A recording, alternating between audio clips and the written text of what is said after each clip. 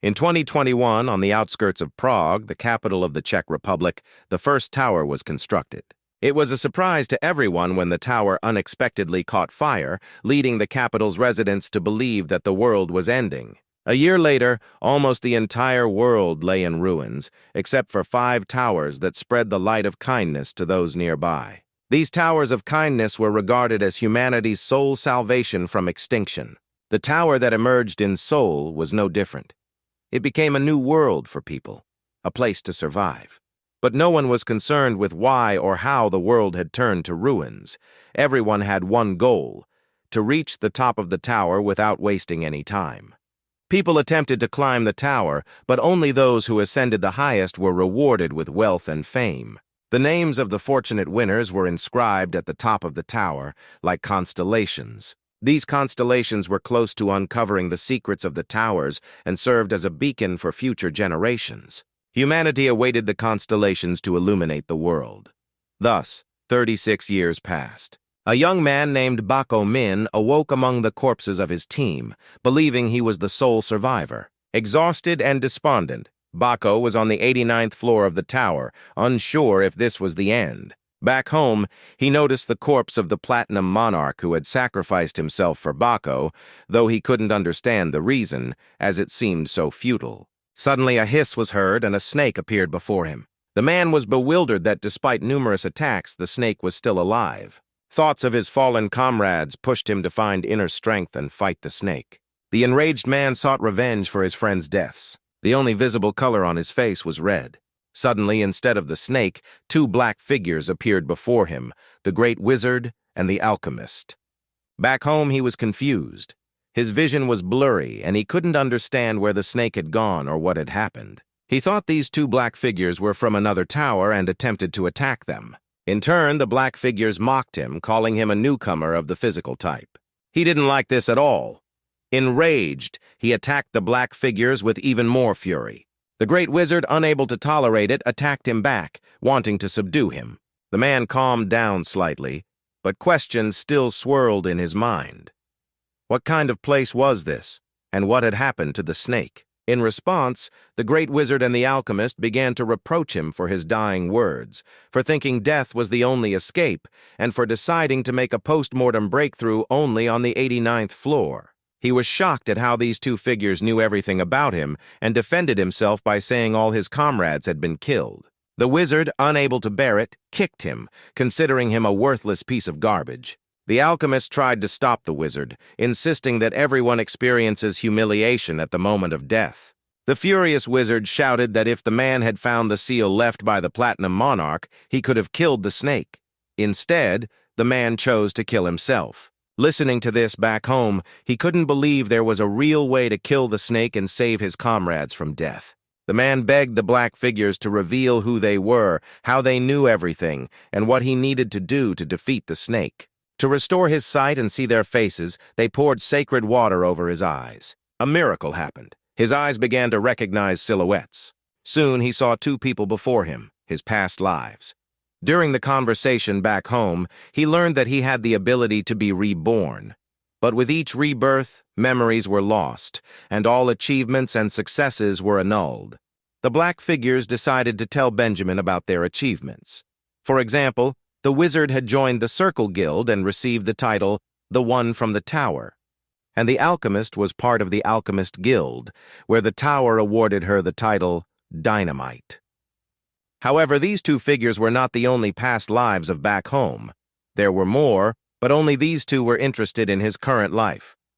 The wizard and alchemist were somewhat unconscious, receiving memories formed before returning, and their next rebirth was supposed to reach the level of constellations. He finally understood why these 2 black figures were so angry. It was their curse, and they hoped their next life would be smarter. He realized that his life had come to an end, and he was also doomed to watch his next lives from there. Suddenly, the guy began to experience a strange sensation. The rebirth had begun. Back home, he heard his name and opened his eyes to see an angry friend named Hien standing before him. Back home, he told his friend that he had communicated with the great wizard, but Hien, of course, did not believe him. A little later, back home, his consciousness fully returned. and he realized he was on the 4th floor of a tower in Seoul, where he was just an ordinary 20-year-old guy working for a loan shark. Thus began the new story of this 20-year-old guy. The goal of the new team on the 4th floor, in which Back Home found himself, was to search for engraver hunters with seals. Suddenly a scream was heard. One of the hunters had seen an engraver and decided to fight him but was bitten on the hand.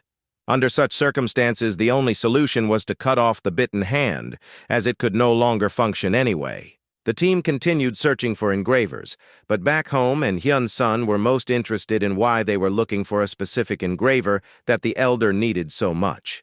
The elder was a well-known moneylender in the city and the head of the orphanage who had taken in Back Home when he was 10 years old. The search for the engraver was dangerous because they could apply strange seals, giving a person poor abilities that would cause constellations to ignore them.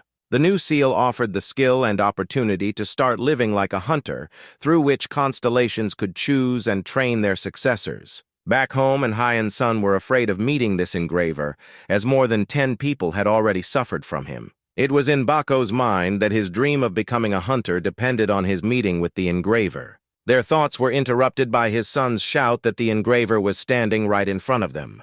The engraver, furious at being pursued, immediately engaged the guys in battle. During the battle, the engraver managed to melt Back Home's sword and injure his hand. Despite these circumstances, they managed to catch and tie up the engraver, who begged for mercy.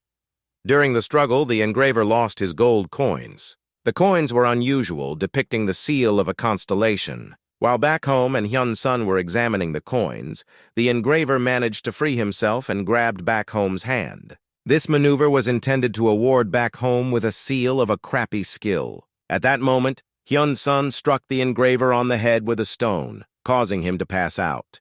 The seal Back Home received from the engraver awarded him the 4th-level skill, Memory, which helped solve present problems using past experiences. The subconscious world began to shake, and the great wizard's body started to disappear. The wizard's essence was placed into Back Home's body, causing unknown knowledge to flood into his mind. The great wizard, dissatisfied with the skill received, decided to fix everything by convincing Back Home to believe in himself. The seal's pattern began to change. The tower erupted in light that blinded everyone. The seal was transformed, increasing synchronization with the constellation and enhancing his abilities. The great wizard returned to the subconscious world and revealed why he had disappeared for a while, explaining that Back Home, Min had acquired the 4th-level skill, Memory. However, Dynamite remarked that this skill was not that good, as its owners often either got killed or died of disease. The wizard assured him that this time, Back Home would not die, but rather become their hope. After all, memory is a strong skill that offers a chance to climb to the top of the tower, but this became possible only thanks to the wizard. The altered seal gave Back Home the ability to use all the memories of members of the subconscious world. Back Home woke up from severe pain in his arm and remembered that he had received a 4th-level seal with some incomprehensible memory skill. Various thoughts spun in his head, telling him that a bright future awaited him and that he would be able to climb to the top of the tower. Suddenly, Back Home, his thoughts were interrupted by the elder, who came to congratulate him for capturing the engraver and obtaining the gold coins. The elder explained that these gold coins were the currency of the future, planned for release next month, but the engraver had managed to counterfeit them. Now, the elder needed to find out everything about the seal and the acquired skill of Back Home. After hesitating for a long time, Back Home finally spoke about his memory skill, which aroused suspicion and distrust in the elder. He decided to use truth serum. Back Home woke up in a tent on a bed, recalling that the elder wanted to interrogate him and had injected him with truth serum. At the entrance to the tent, the elder and chief hunter Kang Kyung were talking about Back Home's skill and their plans for the counterfeit coins. Back Home began to realize that the elder did not believe him and was even ready to kill him. He knew he had to act quickly and remembered his skill. Unlocking his dynamite life skill, he began running around the tent, confidently collecting various bottles of chemicals. By mixing all the liquids together, Back Home created a poisonous gas that quickly spread throughout the entire tent and beyond. When the elder saw the smoke, it was already too late. Back home managed to escape. The elder was furious. He couldn't understand how back home had managed to escape. Determined, he planned to investigate the guy's seal by any means necessary. The elder's plans were interrupted by a knife put to his throat. When asked by the elder how back home had survived the poisonous gas, he explained that he dug a hole and covered his head with soil. Having tied the elder to a tree, back home demanded a salary of 175 million won for all his work. Robbing street vendors, searching for money in landfills, and taking strange medicines from the laboratory. The elder was shocked by the ingratitude and the sudden threat, but gave back home a silver coin that could be exchanged for money. For attempting an attack, back home knocked out the elder and, in order to stay alive, decided he needed to kill him. Suddenly, a hunter from the elder's squad ran out of the bushes and back home had to flee.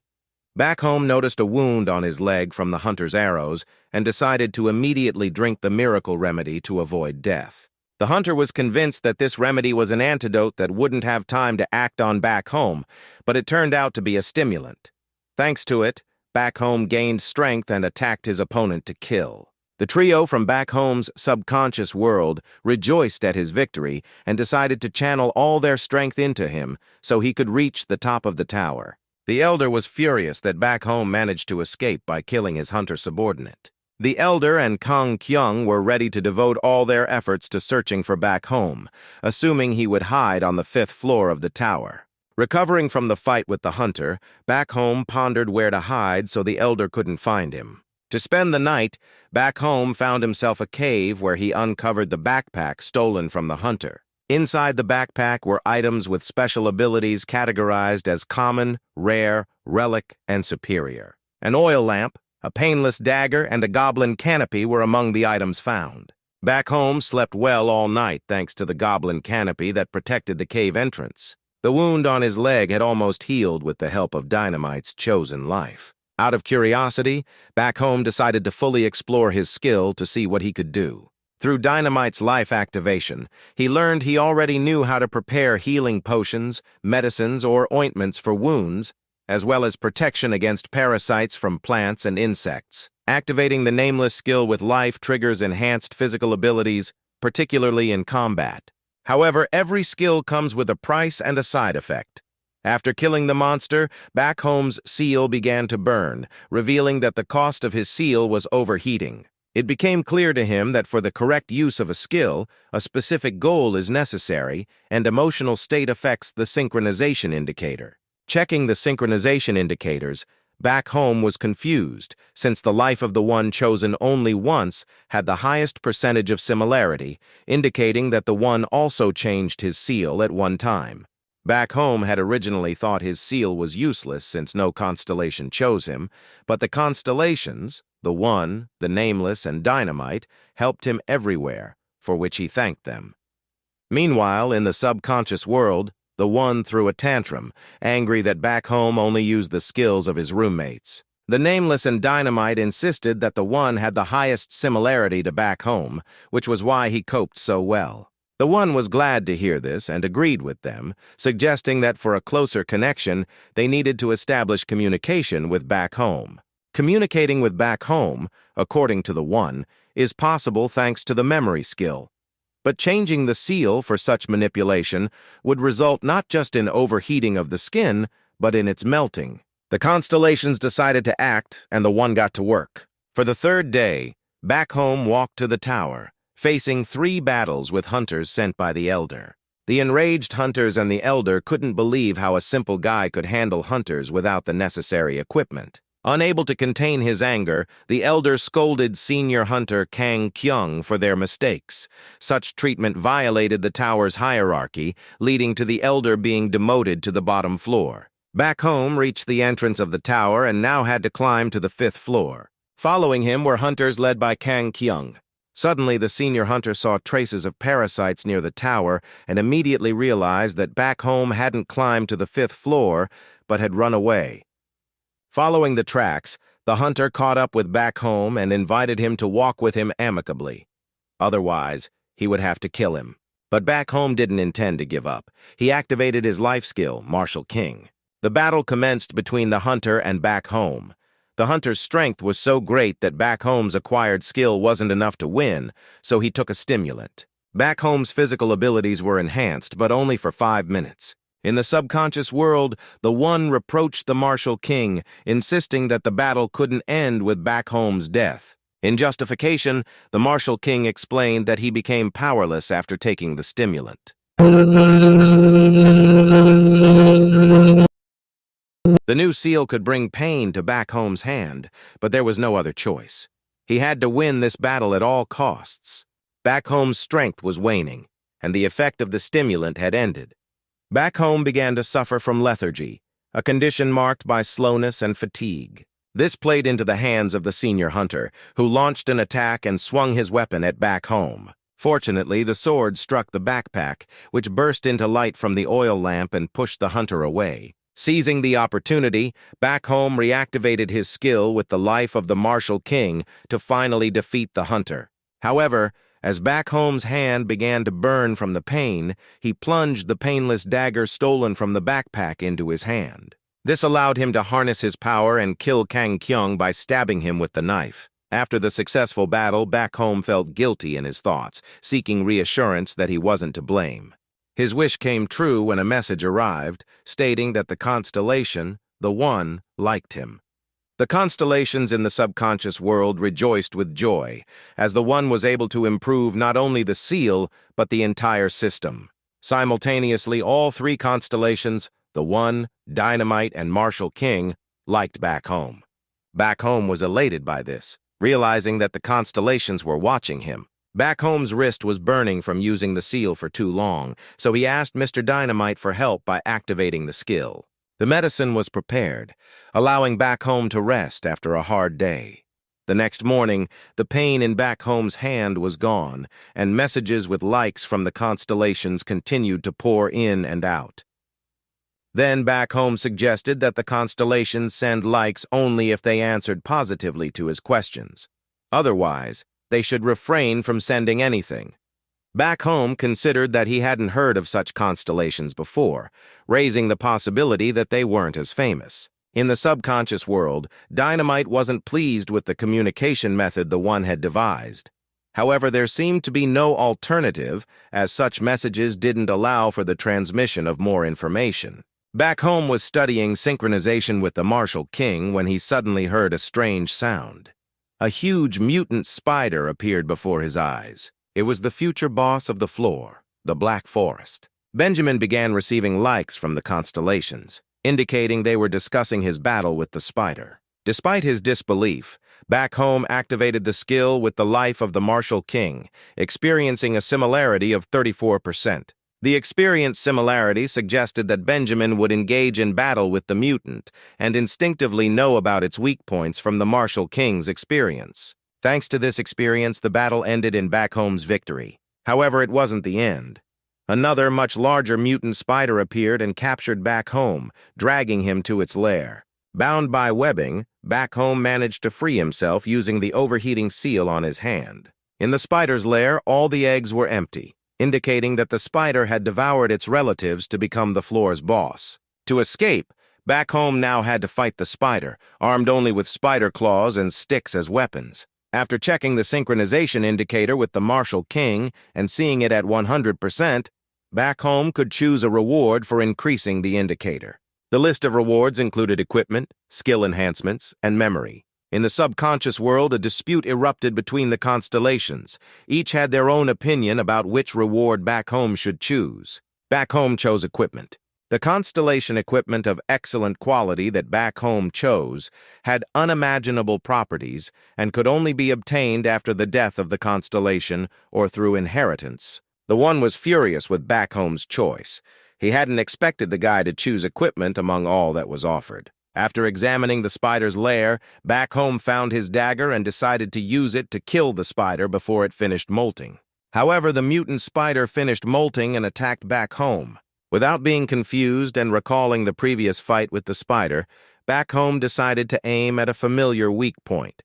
But it didn't work, and his blade broke. The seal on back home's hand was burning, reminding him that the skill would soon end. There was still hope for activating the constellation equipment.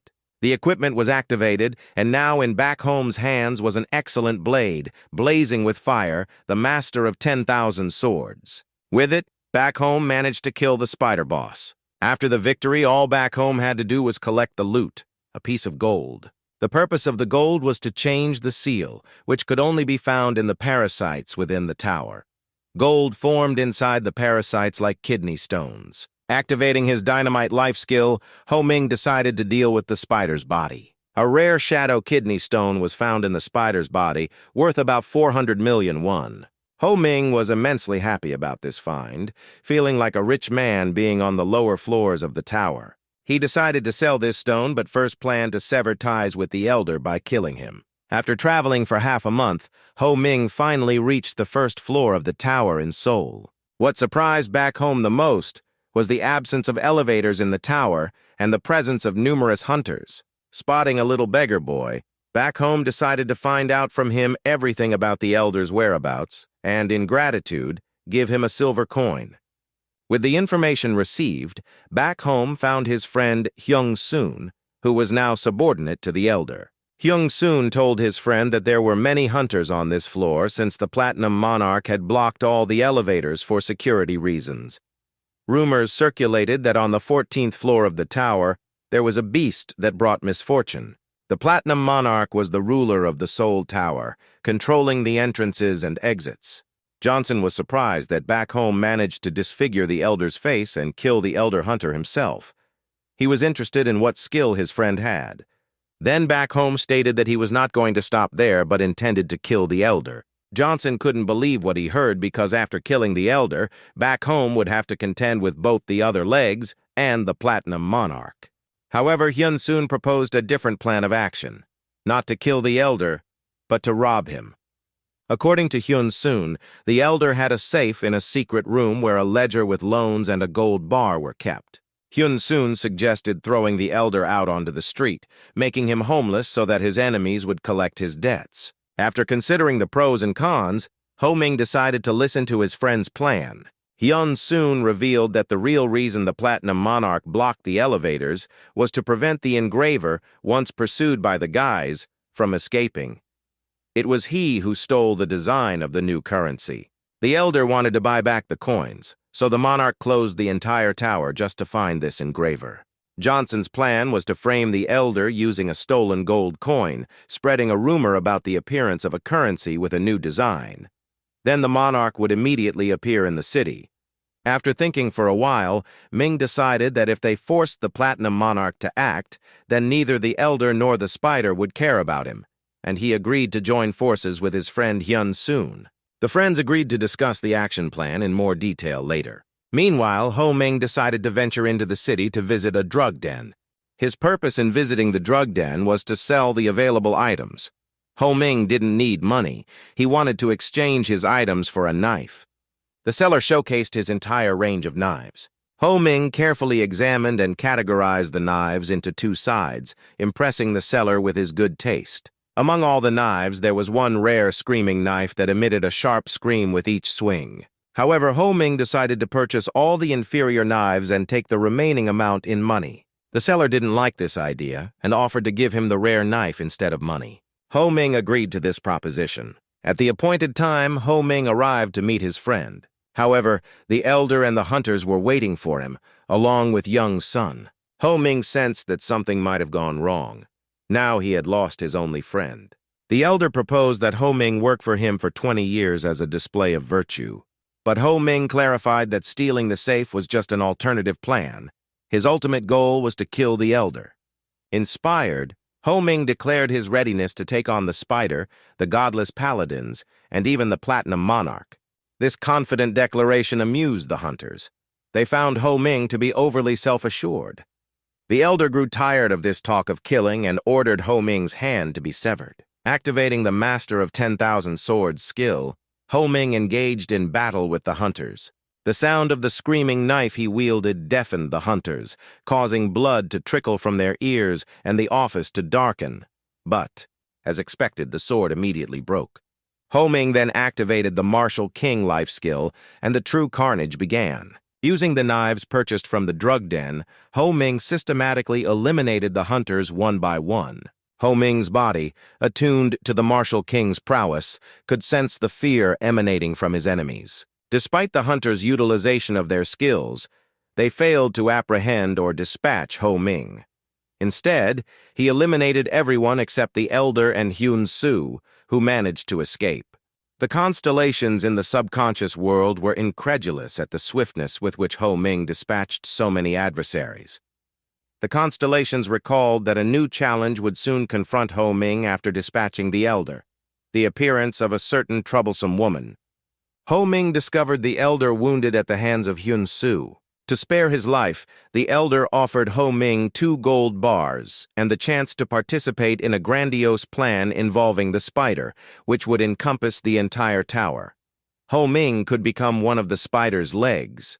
Ho Ming agreed and activated the dynamite skill to save the elder from death. Unfortunately, it was too late. The elder succumbed to his injuries and passed away. From that moment, the profound bond with the elder became overwhelming. Ho Ming contemplated the sudden appearance of the godless paladins. The paladins marveled at Ho Ming's petite frame, wondering how he managed to eliminate so many individuals. Yun So Hyun, the Platinum Monarch, appeared before Ho Ming. She explained that she was investigating a case involving counterfeit coins, which posed a serious threat. However, Ho Ming had resolved all her issues.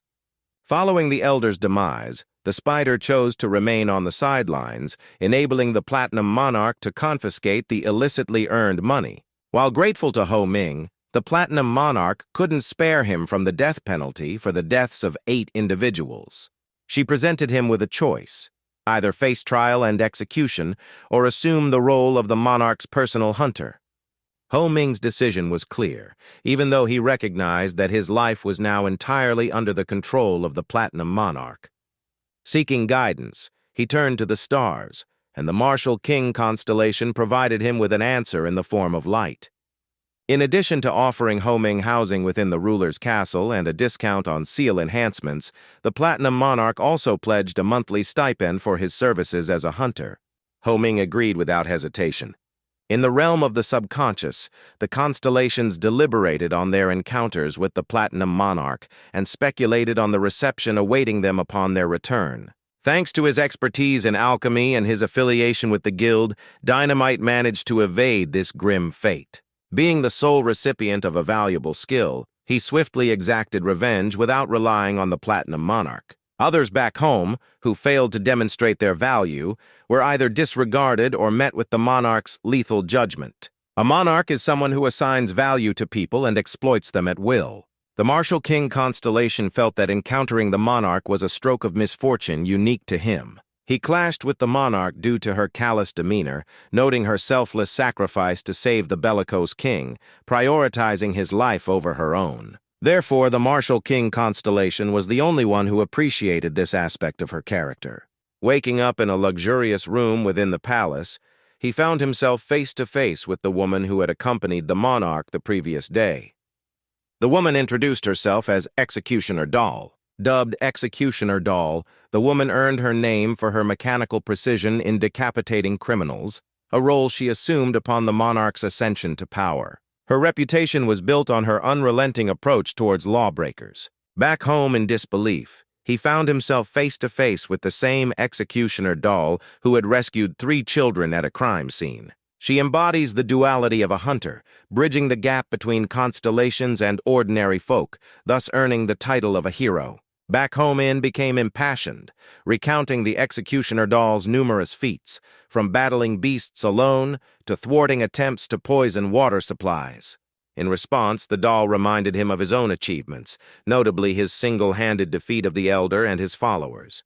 Mid-conversation, back home realized the doll's ulterior motive, discerning her attempt to extract useful information for herself and orchestrate an interrogation, contrary to the monarch's assurances.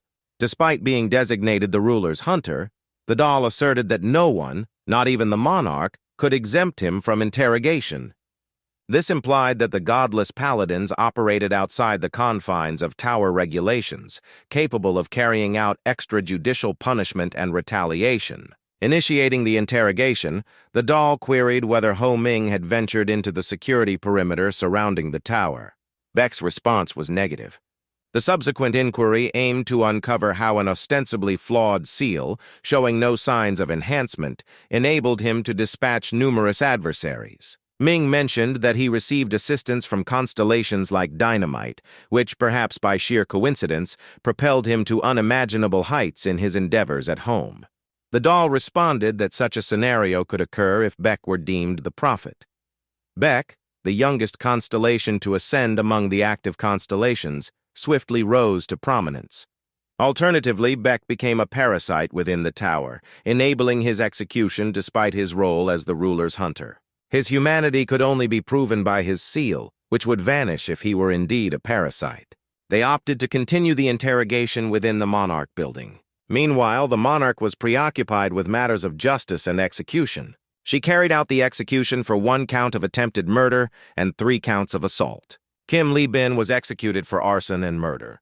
The final execution was for Lee Do, involving gang theft and murder. Following the executions, the executioner doll sought permission from the monarch to utilize her courtyard for testing warming skills through grappling. Instead, the monarch invited Wyoming to demonstrate his skills personally. She delegated the task to one of her senior subordinates, a former friend of her own son. At that moment, messages of approval from constellations flooded in like warning signals. Drawing close to Warming, the monarch whispered in his ear, cautioning the constellations to calm down if they wished to avoid demise. Subsequently, the monarch requested to inspect Warming's seal. To everyone's surprise, the seal on Warming's hand transformed into platinum instead of iron. The time had arrived for the execution of her son, who stood accused of theft, violence, obstruction of justice, and assaulting the ruler's hunter. Rather than carrying out the execution herself, the ruler delegated the task to a new hunter, Baek Ho Min, who would showcase his skills. The monarch provided only 1 sword for assistance and instructed her former friends to initiate the battle. Without hesitation, Hyun-soo was the first to seize the sword. Seizing the weapon, he launched an attack on Wyoming. Beck couldn't comprehend why the confrontation was with his friend, rather than the doll. He speculated that the monarch anticipated him to utilize his skill. However, this expectation was not met.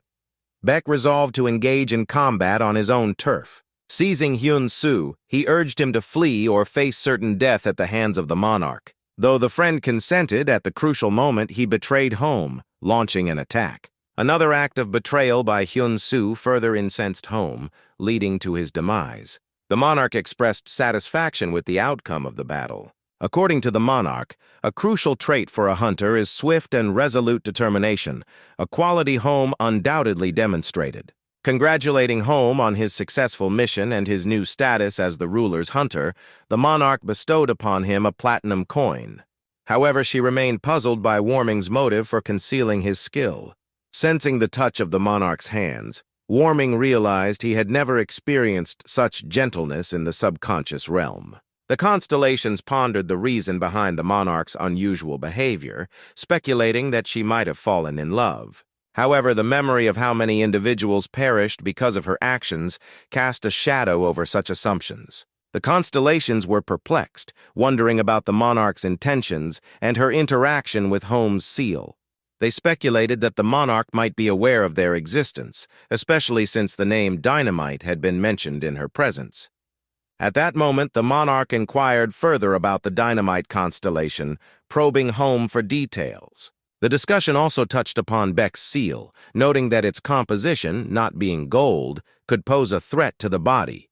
Previously, the monarch had applied a coating to Beck's seal to prevent the spread of poison and prolong its activation. Now, the seal would function for 2 minutes without excessive heat.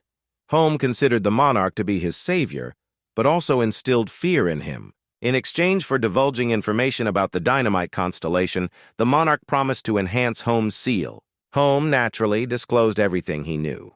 However, due to the prohibition on mentioning other constellation names, there were numerous discrepancies in Home's narrative. It remained unclear why Dynamite was aiding him. The monarch proceeded to explain the necessity of closing the tower due to a significant anomaly. Several unidentified constellations had been observed. Typically, one becomes a constellation by attaining 5 stars through fame and success. Hence, the sudden appearance of unknown constellations raised suspicion, with Dynamite being a prime candidate. Following the emergence of these constellations, structural alterations were made to the tower, including the blocking of elevators. If these alterations aren't implemented, the regions and pests intended solely for upper levels will start appearing downstairs. The monarch chose to reintroduce another of her hunters, who had just finished his investigations, and would be capable of instructing him thoroughly on all essential matters. The hunter serving the ruler bore the name Kang Ha-jin. He shared Baek's age and had been in the monarch's service for 2 years. Upon their initial encounter, Kang Ha sensed that Home wasn't particularly pleased about the meeting. Nevertheless, it was a directive from the ruler. Thus, Kang Ha had to attend to Home's needs and first guide him to his quarters. Baek admired the neatness and warmth of the room, complete with a plush blanket. Kang Ha broached the topic of the platinum seal, revealing that it had been bestowed not only upon Home Min, but also upon Kang Ha himself. He possessed it in his possession. The monarch's hunter also explained that a platinum coin held a value equivalent to 10 gold coins, yet only the platinum monarch could mint it.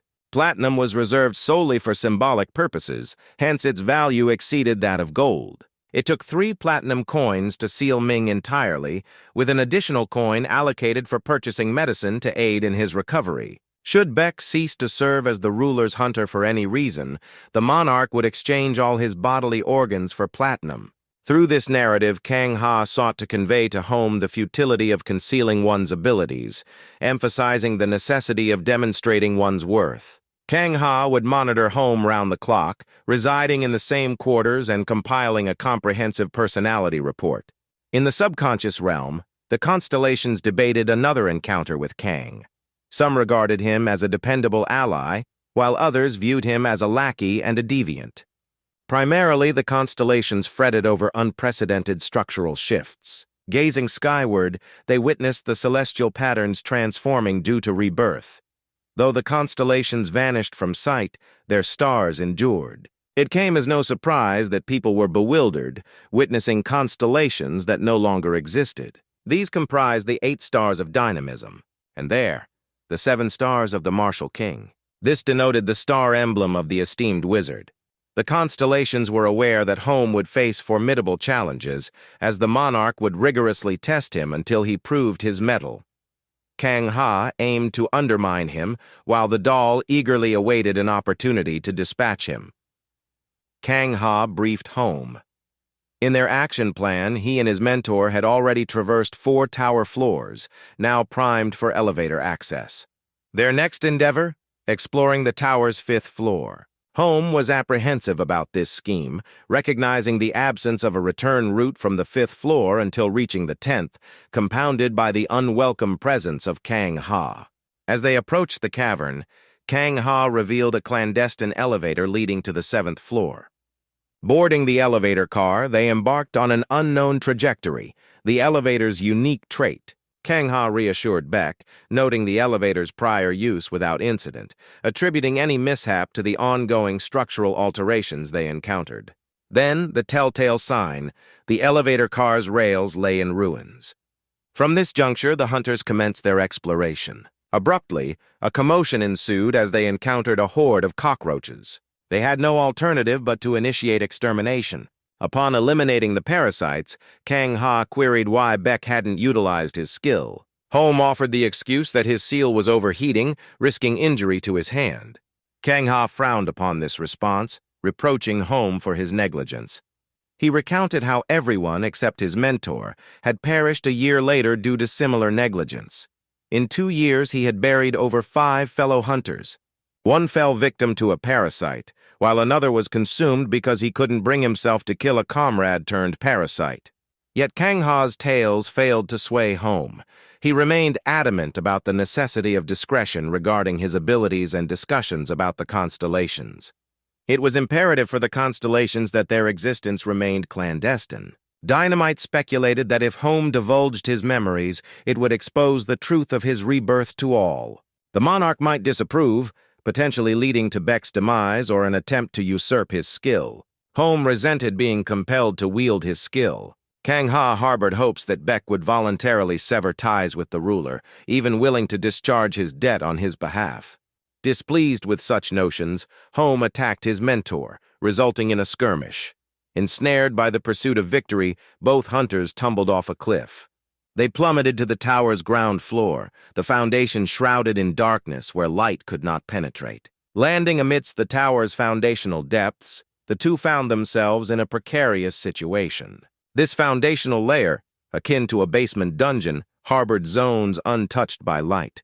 The executioner doll warned that in such an environment, one could succumb to becoming a parasite. This proved to be true.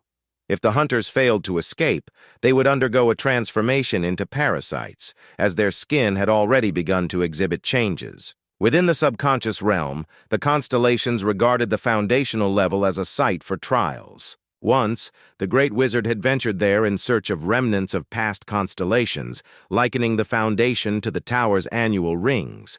The constellations understood that failure to escape would subject the hunters to a trial unparalleled in human history. The foundation exuded a chilling and discomforting atmosphere. The hunters found themselves in the vicinity of the elevator, akin to a wormhole within the tower, with no precise knowledge of an exit point. Amidst their urgency to evade transformation into parasites, Home questioned Kang Ha regarding his readiness to settle Beck's debt to the ruler. Kang Ha remained silent initially. Baek suggested that it stemmed from affection, insinuating Kang Ha's fondness for the monarch. Kang Ha refuted this notion, clarifying that he esteemed the Platinum Monarch for saving his life, hence his willingness to reciprocate. Despite Kang Ha's explanation, Home remained skeptical, convinced of his mentor's affections for the ruler. Home proposed a pact. Baek would extol Kang Ha's virtues before the monarch, and Kang Ha, in turn, would highlight Home's skills. Their discussion was interrupted by a radiant glow emanating from a crevice in the wall. Venturing into the light, the hunters discovered a sword embedded in a mirror. This locale served as a nexus to the guardians of the 10th floor. The guardians posed as obstacles facilitating ascension within the tower. However, upon their defeat, a barrier materialized, preventing denizens from the upper levels from descending to the lower realms. The hunters deduced that by capturing the guardian, ownership of his territories would transfer to whoever passed the test. The sword reflected in the mirror likely belonged to the hunter who subdued the guardian of the 10th floor. It was cautioned against touching this sword. However, an irresistible urge drew one of them towards it, as if guided by fate. It seemed like a signal to touch the sword. Acting on that impulse, they did just that. Simultaneously, the lights dimmed, and the hunters were hurled a considerable distance. Before them, a multitude of their own reflections materialized. Kang Ha discerned that the guardian of the 10th floor was a mirror butterfly, explaining the proliferation of reflections. Past experiences with constellations had prepared them for this peculiar ability to generate numerous reflections. In order to prevent confusion and avoid harm to each other, they had to eliminate their own reflections. Their objective was to locate the mirror butterfly and neutralize the reflection's effects. Kang Ha activated his skill. The skill proved effective, allowing Kang Ha to pinpoint the heart of the mirror butterfly. However, amidst the darkness, the hunter struggled to land a decisive blow. The butterfly disrupted Kang Ha's balance but refrained from delivering a fatal blow, instead turning towards Beck. The mentor urgently instructed them that the reflections were manifestations of the mirror butterfly's dust, emphasizing the need to eliminate it swiftly. The butterfly's distortion of its reflection disrupted equilibrium, posing a significant challenge to the hunters. Once, the coalition of Crushing Dawn Ripple managed to overcome the butterfly, albeit at the cost of losing two of its own. From her perspective, flooding the space with intense light becomes imperative. This way, all reflections shatter. The hunter resolved to replicate her previous success and embarked on the quest for that same sword. Within the depths of his subconscious, he rationalized his preference, desiring the hunters under the ruler's banner to unite and confront this trial together. Furthermore, Ripple exhibits generosity, bestowing blessings upon the hunters. The sword was eventually located. Returning home, they awaited the signal from Kang Ha to strike at the butterfly. The moment arrived. As the butterfly lurked in the shadows attempting an assault, Home-In maintained his gaze, causing distortion in its vision, yet nothing ensued. Buck then conceived another plan. He activated the life skill Martial King, directing his gaze towards Kang while Min sought out the butterfly's whereabouts. However, instead of the king, the one and only emerged. Home-In began hearing voices echoing in his mind, unable to discern whether they belonged to the One or the Platinum Monarch. Kang-Ha found himself immobilized, suspecting it to be the result of Home-In's skill. Consequently, neither the mirror butterfly nor its clones made any movement. The One affirmed that the butterfly had infiltrated Kang-Ha's AI, operating only in darkness and obscurity. Hence, at the appointed time, the constellation Ripple flooded everything with light to vanquish the butterfly. Yet the One contemplated an alternative approach, perhaps employing a fly swatter to dispatch it. At that precise moment, Home-In's skill seamlessly transitioned to Martial King. Min issued a firm command to Kang-Ha, insisting he maintain unwavering focus on the butterfly. Home-In's sword erupted into a brilliant blaze of light. The butterfly's vulnerable heart was sighted. With precision, Home-In drove his sword into the butterfly's heart, sealing her fate. Upon awakening, Beck dismissed it all as a mere dream. Post-trial, the sword in the mirror reverted to its original state. Before Warming's eyes materialized the constellation Ripple, bestowing upon him the blessing of light. Home-In remained unaware of the unique potency bestowed upon his weapon, allowing it to harness starlight. The ripple vanished as swiftly as it appeared, depriving Beck of the opportunity to express gratitude and bid farewell. Suddenly, Home-In recalled the voices echoing in his mind, surmising that both the One and the Monarch had undergone similar tests in this place. If this conjecture held true, then the Monarch possessed insights into the constellation. Home-In marveled at how swiftly the One seized control of Kang-Ha's seal and apprehended the butterfly. Reflecting on all that unfolded, Home-In realized that the surface marks the canvas for new tales, while the foundation serves as the stage for eternal recurrence. Confirming the synchronization indicators, as anticipated with the One, they departed, signaling an imminent increase in Home-In's skill level. Departing from the test site, Home-In's thoughts returned to his mentor, puzzled by his mentor's sudden departure. Home-In began to sense those peculiar sensations again, akin to moss creeping over his body like parasitic tendrils. He opted to test Ripple's blessing on his most affordable blade. The knife erupted into a cascade of starlight. The starlight eradicated the sensation of moss, allowing Beck to traverse the foundation with serene confidence, free from the dread of assimilation. Suddenly, Kang-Ha materialized, startling everyone present. The mentor mentioned receiving a blessing in the form of night vision skill, albeit acknowledging that homing skill trumped it. Ripple's generosity towards her predecessors was noted. She could serve as an exemplary figure if she were alive. The entire group expressed surprise upon hearing this, as sightings of ascended constellations were rare. Kang-Ha found the claim incredulous, as ascended constellations typically communicate through whispers in the starlight rather than appearing in physical form. Despite Homing's insistence about the constellation sighting, Kang-Ha remained skeptical, urging them to depart the Foundation without delay. As Min proceeded towards the exit, he pondered why his mentor remained composed despite the tumultuous events, questioning his lack of retribution. Almost as if in response to his thoughts, Kang-Ha unexpectedly expressed gratitude to Homing for triumphing over the challenge. Back at the monarch's residence, the hunters commenced sharing their reports. Kang-Ha led the discussion, condemning Buck's impulsive behavior and advocating for his execution and the retrieval of platinum. The angry men voiced dissatisfaction with their mentor, feeling abandoned in their hour of need. Following the reports, the monarch concluded that the hunters' cohesion was satisfactory. Homing was instructed to retire for rest, a directive he welcomed eagerly. While alone with Kang-Ha, the monarch clarified that her directive to oversee basics wasn't solely to evaluate his character and cooperation skills. Kang-Ha remained resolute, convinced that Homing didn't belong and could tarnish the ruler's reputation. Observing the monarch's smile, Kang-Ha sensed a brewing scheme.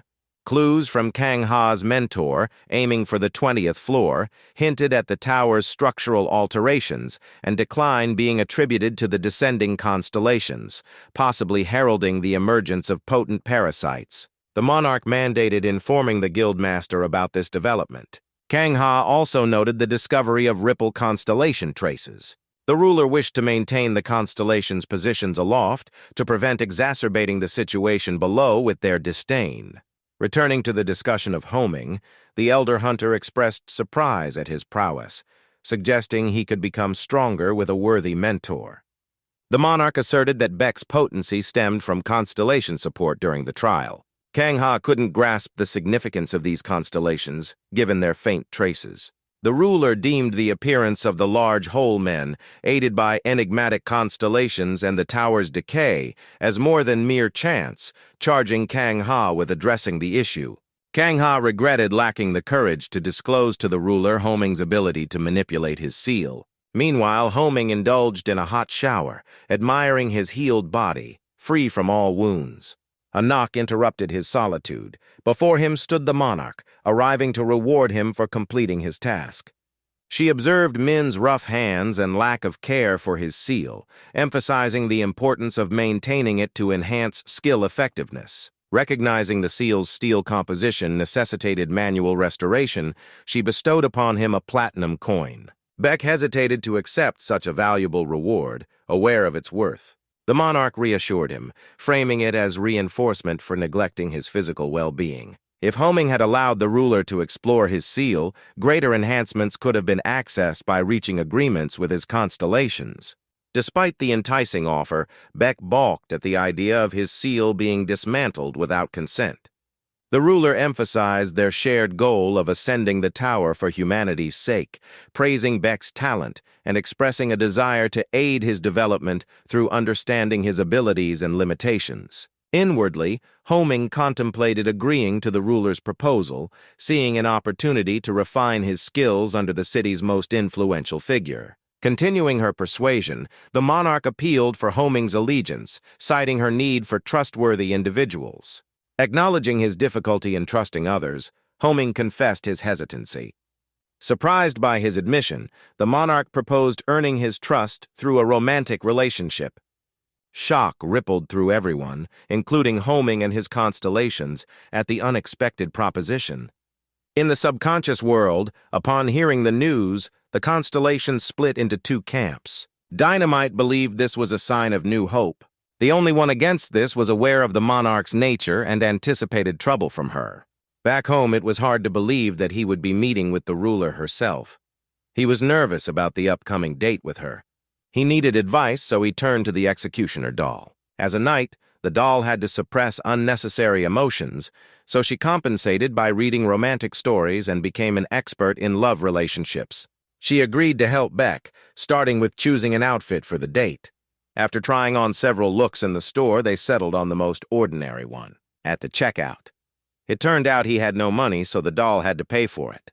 Baek chose a place for the date, a walk through the back streets. At the appointed time, the monarch arrived in a beautiful outfit. She was surprised to see the executioner doll with Baek and asked her to leave. Since Baek and the ruler had a prior agreement to meet, Baek and the ruler went on their date, leaving the executioner doll bewildered by what he saw. To make the situation more intimate, the ruler asked Baek to call her by her first name, Yoon So-hyun. When Baek asked how she found his location, Yoon revealed she had installed a tracker in his seal. As Baek had planned, the couple went for a walk through the back streets. A little later, Baek realized this was a mistake since thieves had already targeted them. He was about to use his skill when suddenly all the thieves ran away. It turned out the executioner doll was watching over the couple. 8 hours had passed, and the couple walked silently without saying a word. Yoon So-hyun understood this and suggested that Baek do something to make their hearts flutter. They decided to play a game of 3 cups. Yoon, being very competitive, ended up losing 1 million won. She didn't want to leave until she won back what she had lost. For the next round, Yoon wanted to use her gold coin. This turn of events made the game organizer nervous. He couldn't break the rules of the back streets, and his hands were shaking so much he couldn't use his tricks. As Yoon had planned, Baek's heart began to flutter. Yoon confidently chose a glass, sure she would find the coin this time. But she missed once again. After counting her coins, Yoon decided to continue the game. But the game was interrupted as the boss, Park So-kyung, appeared and dispersed everyone. She wondered who Yoon was and why she was there, when suddenly she recognized Baek as the elder's killer. Beck thought she was one of the spider legs and was ready to engage in battle with her and her guards. At that moment, Yoon revealed a platinum coin, and everyone present realized that the platinum monarch was in front of them. The executioner doll also came to the rescue. This made the boss think everyone was coming for her. But the monarch informed her that she just wanted to get back what she lost, so they could either continue the game or she would have to take out her swords. The boss's choice was obvious. She agreed to the game, confident that her vast experience in gambling would help her defeat the monarch. Yoon set a condition. Since she hadn't been very lucky today, Beck would participate in the game instead of her. The boss, deciding it would be more difficult to deceive Beck in the game, suggested that this time he stir the cups and she would choose. These conditions suited everyone. To ensure victory over the boss, Beck used the dynamite skill, leveraging his similar experience. As Beck intended, the boss lost. He managed to win by carelessly rearranging the cups, making a sliding sound, coughing falsely, and lightly touching the table. The boss was furious at her loss. She realized that if she didn't act now, the Platinum Monarch would capture her. She ordered her people to attack and kill the monarch and Beck. But Beck was faster. He was the first to knock the boss to the ground, forcing her guards to stand still and not move. Finding a quieter place, the monarch interrogated Park So-kyung. Her first question was whether it was treason to try to turn the city upside down by producing counterfeit money, violence, and murder in the tower. The boss responded that it was merely an attempt to survive. The second question was whether there were any other traitors besides that engraver, now called the tattoo artist, Park. So-kyung replied that she didn't know anything else. She just sent bankrupt people to the spider. The third question was how the cheater consistently won the game of cups. The answer was simple. There was a small hole in the table. Despite answering all the questions, the boss was not spared execution due to her involvement in murder, violence, fraud, and gambling. In her last words, Park So-kyung warned Beck not to trust the monarch, claiming she was crazy and would lead everyone to death. She added that the spider had evidence of this.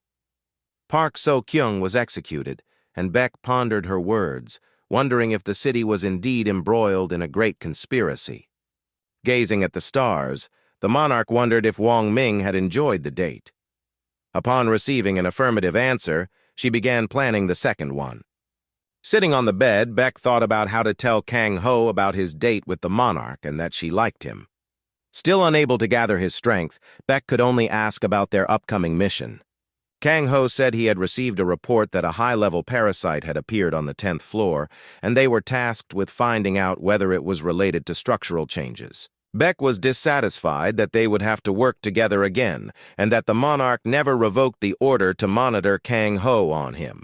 The hunters arrived on the 10th floor of the tower. A hunter from the Weapons Guild met them and volunteered to accompany them to Sergio Mook. On the way, Kang Ho told Beck about who Sergio Mook was.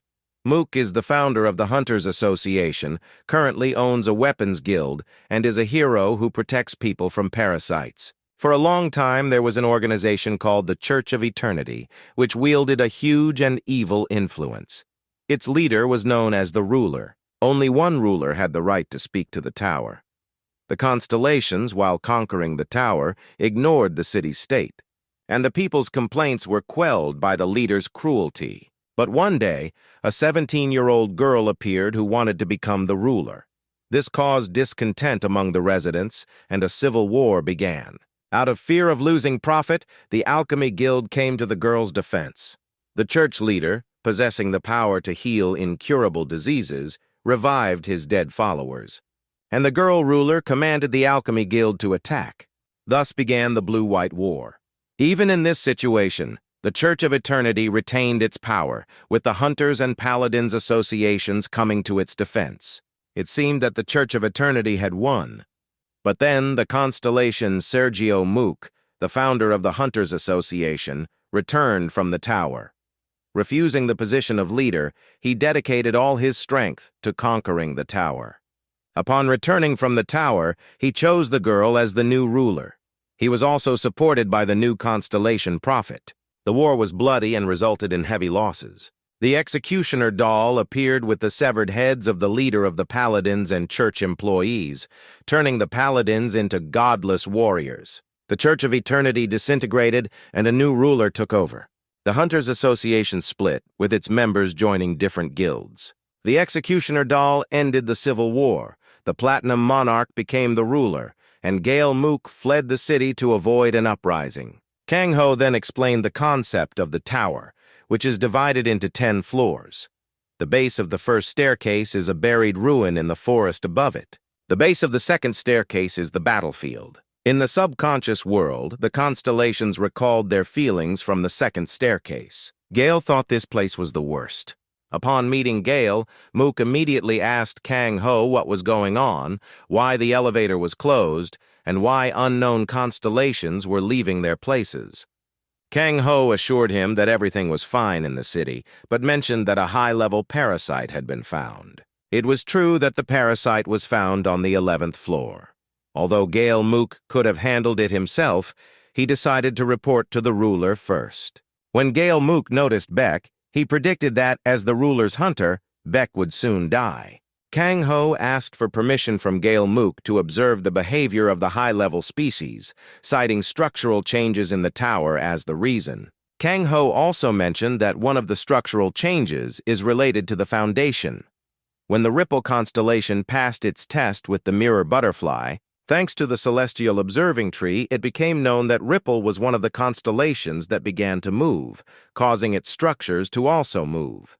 Kang Ho believed this was a very serious matter and wondered if any problems had been noticed in the mirror room on the 10th floor. Jimmy convinced him not to worry about it. One of the guild hunters went to accompany the ruler's hunters to their destination. According to the guild, the changes were occurring on the 11th floor, on a hill with a broken flagpole. Every day, the parasites fought to raise the flag from the other side. Suddenly, Beck saw a dead man. It was a corpse that could move even with mortal wounds, its brain fused with the brain of the parasite. Kang Ho explained to Beck that to kill the parasite, he must take the gold from it or bury it where there is no starlight.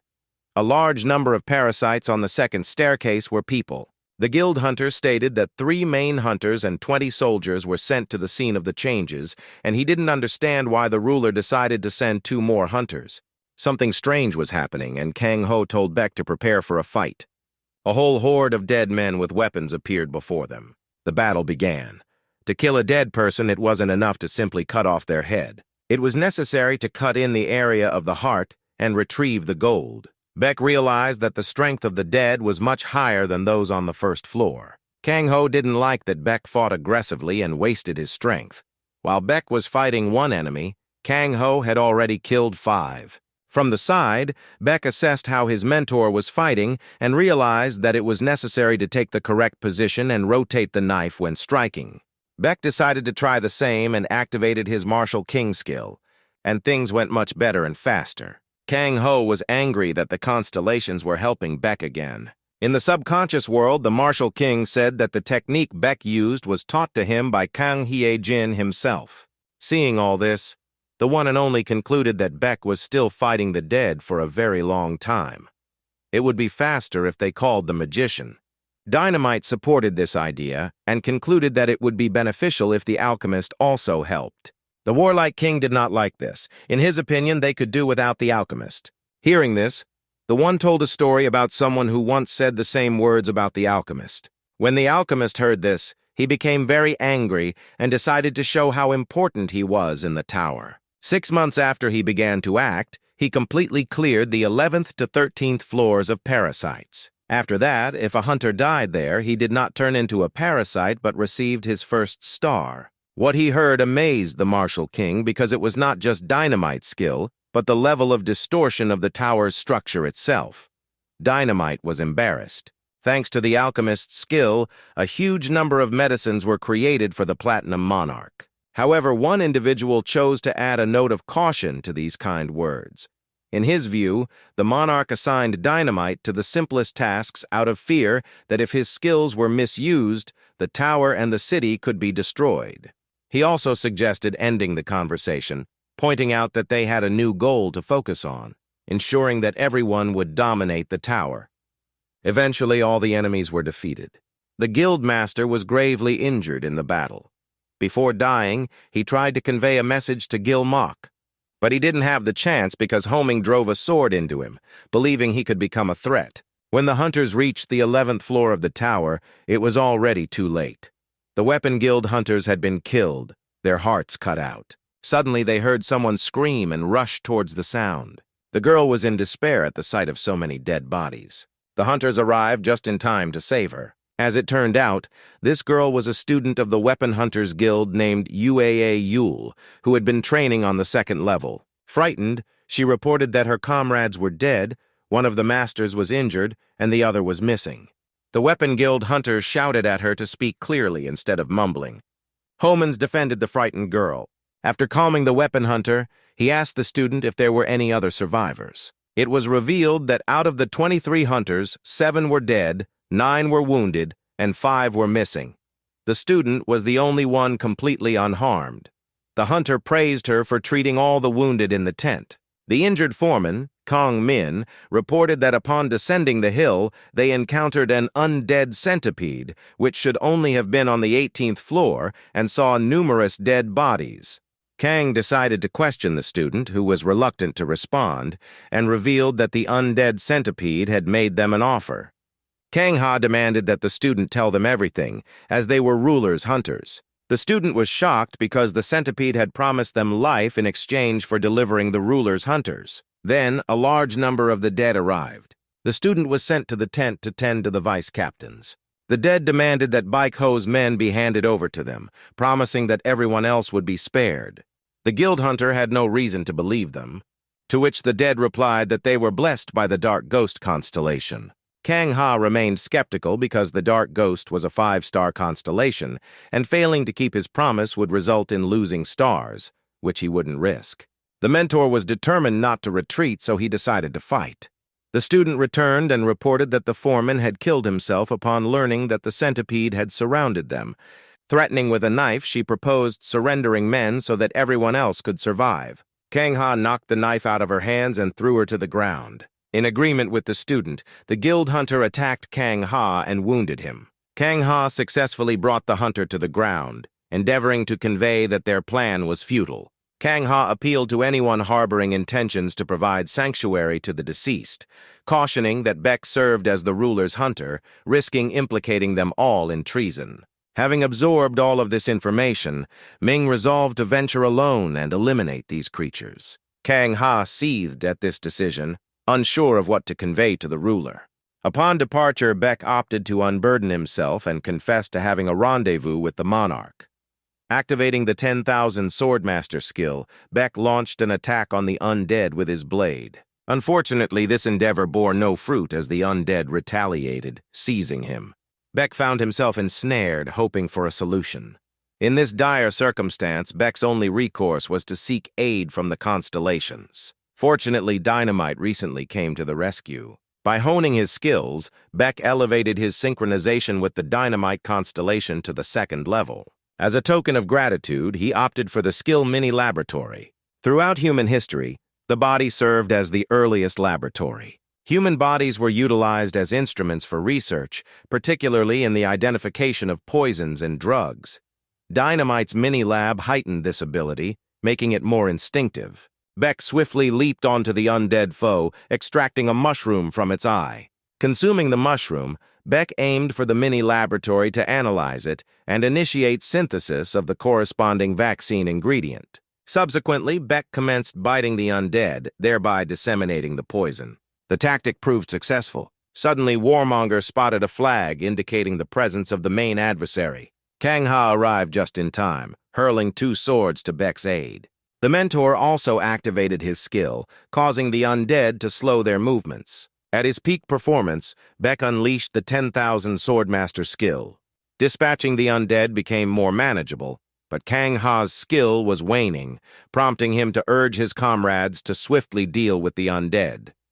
Beck grasped the urgency, yet the sheer number of undead and their distance posed a challenge.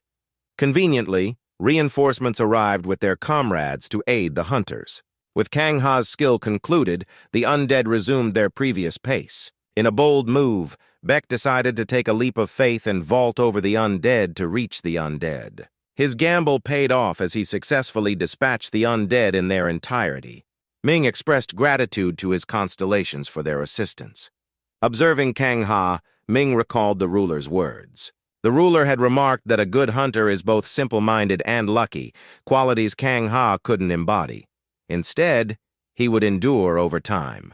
Kang Ha, reflecting on this, realized who the monarch had been referring to. Meanwhile, in the fortress chamber on the 10th floor, the ruler's hunters discussed the newcomer, Yuha-ul.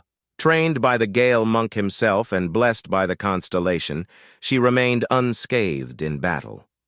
While the hunters managed to detect traces of the Dark Ghost constellation on the undead, a new challenge emerged. It appeared the Dark Ghost had not acted alone in raising the undead, but had received assistance from someone within the Weapons Guild. The Dark Knight constellation emerged during the Blue-White War, initially reigning supreme among magicians. However, he ultimately fell victim to the conflict, harboring resentment towards the monarch. Unlike living constellations, ascended constellations lose their sense of self and memories upon ascension, becoming what are known as ghosts. Kang Ha elucidated that such constellations merely mimic their beliefs and bestow blessings upon those they favor, lacking clear will. Their behavior is termed whispering starlight. The primary objective for the group now was to uncover a traitor within the guild. To achieve this, they sought to converse with Gale Monk. Ming speculated that perhaps the guild leader himself was colluding with the Dark Knight. A guild hunter entered the tent, relaying Gale Monk's desire to speak with Beck. Along the journey, Beck reminisced about the attempt to sacrifice him to the undead, reflecting on how he ultimately saved everyone. The hunter felt ashamed of the situation and sought forgiveness. Gum initiated the meeting with Beck with words of gratitude for saving his fellow hunters. However, mere words of gratitude were insufficient, as attempting to betray a comrade warranted punishment in such situations. Gale Monk proposed maintaining composure and understanding, offering to fulfill one of Ming's wishes. Beck declined, suggesting to defer the matter for the future. Gale Monk then broached a concerning topic, indicating signs of rebellion in the vicinity of the Platinum Monarch and traitors within the ruler's palace itself. Someone within close proximity to the ruler possessed knowledge of her every move and was plotting an uprising. Gale Monk was approached with a proposal to overthrow the current ruler and replace her with a new one, thus informing him of the uprising. Opting to maintain his position, he chose not to divulge anything regarding the offer. Ming inquired if there were any leads on who the traitor might be. Speculations arose, with Gilmer suspecting Becko. Beck was taken aback, unable to fathom being labeled a traitor. Gale Monk elaborated on his assumption, citing Ming's conspicuous attention from the constellations. Ripple had blessed him, and even the Dark Knight took interest in him. To clear his name, Gale Monk requested Beck to disclose the constellations he maintained contact with. Met with silence, Gale Monk intensified the pressure on Ming, demanding the names of the stars. The pressure became overwhelming, rendering Beck immobile and feeling as though he might suffocate. However, a kind-hearted scientist reminded Ming of his protection by 3 constellations, urging him not to fear. When pressed again for the names of the constellations, Beck replied that their name was Beck Ming, believing that one day he would become a star. This response incited anger in Gale Monk. Enraged, Gale Monk's spirit hurled Beck's body against the wall. Beck resigned himself to the possibility of imminent death if Gale Monk accused him, but he couldn't accept his fate passively. Attempting to attack Gale Monk, Beck's hand was intercepted, prompting a dialogue. Gale Monk argued that the world had crumbled, with people forsaking religion in favor of the Church of Eternity. As people began to place their faith in the tower, viewing it as their salvation, the constellations became akin to angels seeking redemption. Worship of the tower ensued as its peak remained unreachable. According to Gale Monk, this stemmed from ignorance regarding the territory deemed sacred. However, should the constellations ever ascend to the tower's summit, worship would cease. Ming overheard another belief. Reaching the tower's apex could restore the world to its former state. Gilmer elaborated on the narrative, recounting how initially the church opted for a comfortable existence, leading to the halt in the ascent to the tower's peak. Consequently, the tower selected a new ruler, the Platinum Monarch. Gale Monk pressed Ming to reveal the voices of the constellations he hears, speculating they might be those who ceased their climb. Gilmer tightened his grip on Ming's hand. Beck was compelled to activate his skill. He launched an assault on Gale Monk with his fists. Subsequently, he seized Gale Monk's sword and entered into combat. These actions were more antics than a true confrontation. Ming sought to showcase his prowess by brandishing 2 knives and activating the Master of 10,000 Knives skill. However, even this tactic failed against Gale Monk, resulting in the knives shattering. Gale Monk struck Beck's face with his iron hand, questioning why he relied on a weapon despite possessing such an unusual skill. With each blow, Gale Monk urged Beck to unleash his entire arsenal. Beck's strength waned as he confronted a constellation as ancient and formidable as Gale Monk. However, Beck hesitated to reveal all his skills, realizing that regardless of the weapon he wielded, they were essentially the same. Thus, instead of relying solely on a sword, for instance, he could employ his hand as a weapon. Beck once again activated the 10,000 Swordmaster skill. Yet, to his dismay, Gale Monk's defense proved impervious, rendering Beck's skill ineffective. Ming's hand began to fade away. This marked the end for Beck as he lost consciousness while still standing. Several days later, Gilmer resurrected Beck, despite deeming him a useless fool for becoming the ruler's hunter. Jian Monk extended an invitation for Beck to join his weapons guild before his demise, focusing on ascending the tower. Kang Ha vehemently opposed the suggestion, considering Beck to be under the ruler's influence. This proposal perplexed Beck, considering he had been recently labeled a traitor. Gale explained that while he initially suspected Beck, he recognized Beck's unwavering resolve to ascend the tower at any cost. Consequently, rather than eliminating him, Gale opted to monitor him closely. Gale also expressed suspicion towards the monarch, fearing that the city had regressed due to her actions. However, he doubted she would have acquiesced to peace. Despite his frustrations with Jian Monk and Gale, Beck realized that he would encounter even greater challenges from the tower in the future. The tower presented a series of challenges that, when overcome, provided the opportunity to ascend further. These challenges would not only include parasites, but also constellations and other individuals. Beck understood that circumstances would only deteriorate, but his desire to end his miserable existence fueled his determination to climb to the top of the tower. Kang Ha's frustration with Beck stemmed from his interest not only in the ruler but also in acquiring gear. A week later, Beck was relieved to find his arm had healed. Gale Monk extended an invitation for Beck to accompany him, promising to show him something. They arrived in a mirrored room where one could encounter an alternate version of oneself or discover various objects. The mirror room represented a parallel world showcasing alternative life paths. Gale Monk recalled his last use of the room during the Blue-White War, where he glimpsed a world without the Platinum Monarch. In that vision, he witnessed a future where the Church of Eternity emerged victorious. Consequently, he allied with the Platinum Monarch to avert such a fate. Gale Monk refrained from utilizing the mirror room thereafter, unsure if he had made the right decision. With Beck's arrival, the conspiracy against the monarch escalated rapidly, involving other constellations.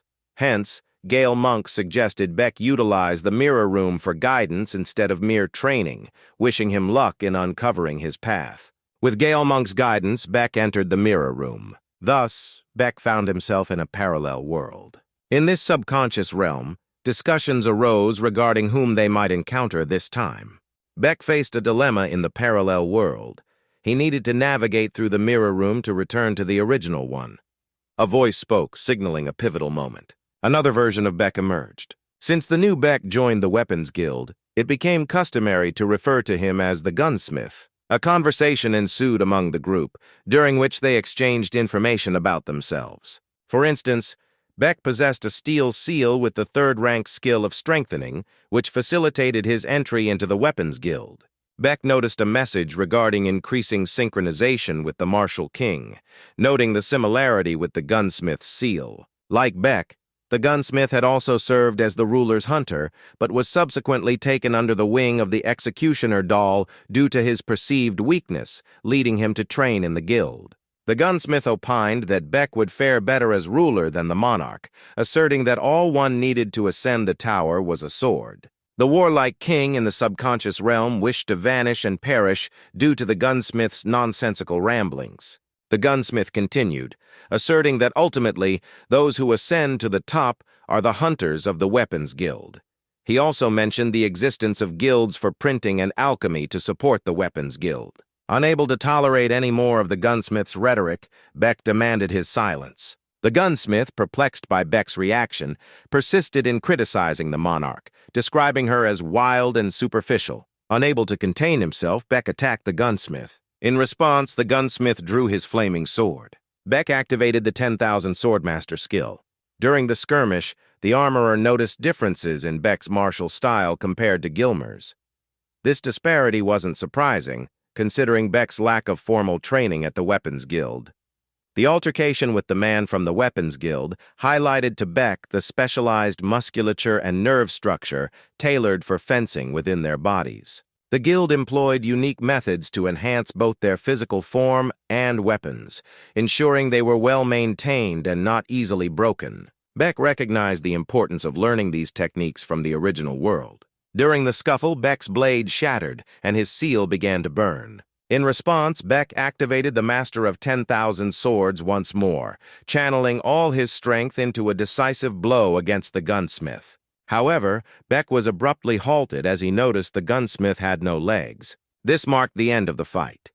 Beck comprehended why Gilmer had sent him here and how he could now harness his power. Beck found himself in the Alchemy Guild's chamber next, assisting in the preparation of medicines. Throughout his journey, Beck encountered numerous rooms, some empty, and shared insights with various counterparts. Many of the alternate versions of Beck were deemed failures, except for those associated with the Weapons and Alchemy Guild. As Beck explored further, his synchronization with the constellations continued to increase. However, he struggled to find an exit from the parallel world, encountering only vacant rooms. Suddenly, Beck was attacked from behind. He felt a sharp pain as poison coursed through his veins. Standing before him was a girl who regarded him as the ruler's lackey. Beck suspected her to be the traitor hiding in the room to assassinate him. Determined to interrogate her, Beck activated his skill, but to no avail. His attempts to activate the skill proved futile. Beck surmised that this individual possessed a skill capable of neutralizing his own. Upon a sudden closer inspection, he discerned a steel seal adorning her neck. It transpired that this girl was also a denizen of their shared homeland. Amidst the fray, Beck pondered the reason behind his own transformation into a female form. The girl's fighting style bore resemblance to that of the denizens of the back alleys. It then dawned on Beck that ascending in rank within the back alleys and pledging servitude to the spider would result in his gender transformation. The constellations within the subconscious realm expressed astonishment at the sight of this girl, encountering her for the first time. Only the one entity possessed knowledge of her identity, raising questions as to why Beck had crossed paths with her. With reluctance, the one entity revealed that she was the second girl to ascend to the status of a constellation after him. She goes by the name Mary. During the clash with Mary Hole, Ming found himself incapable of invoking his skill, despite his relentless efforts. Furthermore, the seal on his hand began to sear. Conversely, as Mary was present in their shared homeland, the seal adorning her neck also ignited. Recognizing the futility of persisting, Mary extended an invitation for Ming to cease and take a seat. Ming pondered why the girl intended to end his life. Mary responded that she had resolved to eliminate all of the ruler's hounds that materialized in the mirror room. Ming realized that Mary represented a version of himself from a reality where he had betrayed them vehemently. With all her determination, Mary aimed to demonstrate to Ming the true identity of the Platinum Monarch. She harbored a firm belief that the monarch was nothing but a parasite. Beck remained skeptical, as he understood the monarch's adeptness in manipulating situations, including the use of seals and perhaps even parasites. Mary's words prompted Beck to reconsider, as he hadn't personally witnessed whether the monarch possessed a seal. The discussion then shifted to Mary herself, focusing on her skill in deceiving others. She attributed her cunning to the teachings of a spider, claiming to be an extension of its will. Mary recounted how the spider had saved her from certain death. This salvation occurred during an incident where Mary had clashed with various figures, including an old man, an executioner doll, and the monarch's founder, who had attempted to kill her. Despite Mary's account, Wyoming remained unconvinced that the monarch could be a parasite, given the kindness she had shown him.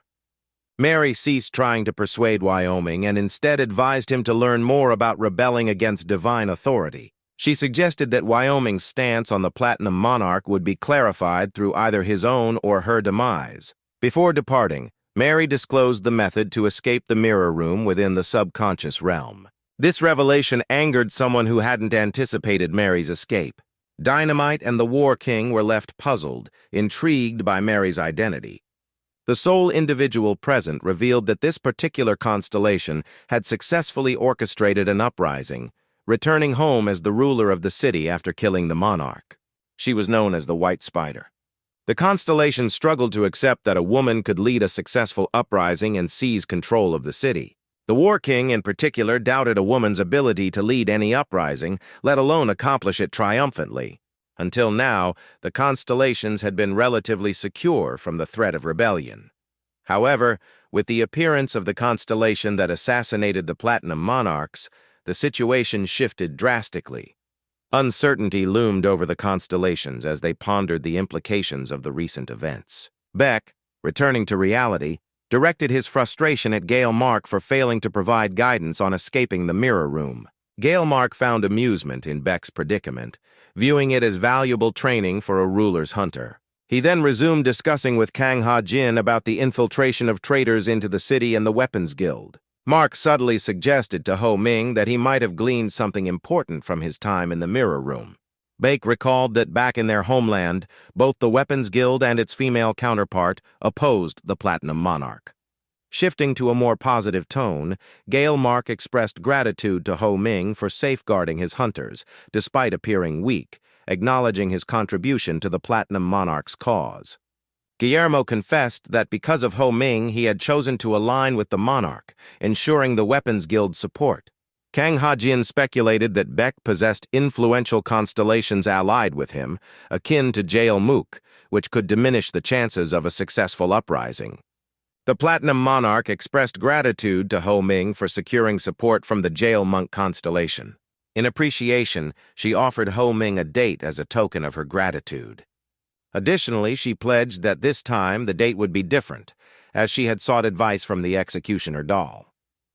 While engaged in conversation with the monarch, Ho Ming contemplated her loneliness amidst the presence of traitors and his determination to uncover the truth about the uprising, even resorting to deception if necessary. Leading Ho Ming by the hand, the monarch whisked him off to the cinema and then to dinner. During their time together, the monarch once again enhanced Ho Ming's seal, expressing a desire for a gift in return. Initially hesitant, the ruler ultimately requested a real crab head as her gift.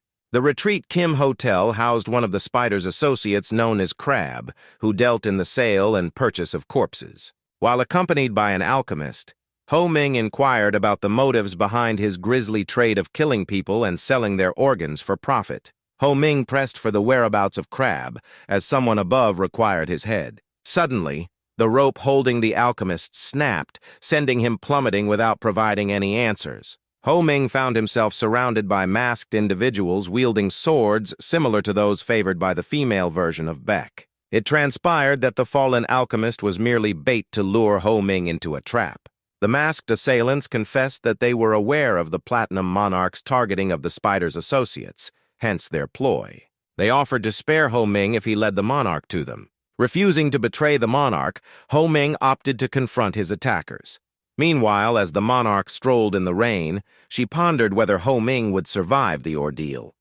Beck valiantly fought to protect his ruler, dispatching each assailant one by one. Attempts to poison Beck proved futile, given his prior experience with such tactics. Consequently, the surviving alchemist fled the battlefield, thwarted in his attempt to eliminate Beck. Overwhelmed by the poison, Beck succumbed and lost consciousness. He awoke to the sound of the monarch's voice. Concerned, he questioned why she had ventured to this location instead of staying within the safety of her mansion. Her response was that she had spotted an escaped alchemist and wished to interrogate him regarding the crab. Ho Ming stumbled upon the bloody remains of the alchemist. He sought forgiveness from the ruler for his failure to fulfill her request. However, she expressed willingness to receive certain items and assured Ho Ming that she would fulfill any of his desires. Ho Ming needed to eliminate 5 individuals: the crab, an older sister, a raccoon, an anglerfish, and an assassin, whose true identities remained unknown.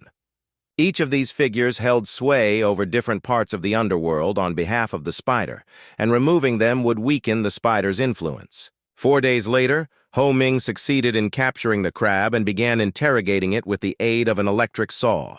The crab maintained that their intention to eliminate the monarch stemmed from a desire to protect the citizens, alleging that the woman sought to usurp the power of the Church of Eternity. Ho Ming remained skeptical, suspecting collusion among the conspirators to fabricate their stories. Faced with the imminent threat of the saw blade, the crab agreed to answer Ho Ming's questions truthfully. Ho Ming's initial inquiry pertained to the rebellion against divinity in general. Beck himself had attempted to uncover information about this uprising to no avail, leading him to believe that the monarch's adversaries possessed crucial knowledge. The crab disclosed that he had heard inklings of such matters from his older sister in the red light district. She described a scenario where a ruler would defy divine authority, claiming it was seizing control of heaven. The elder sister's name appeared on Ming's list, suggesting her narrative could prove valuable to him. Beck's next inquiry revolved around acquiring details concerning the anatomy of spider legs.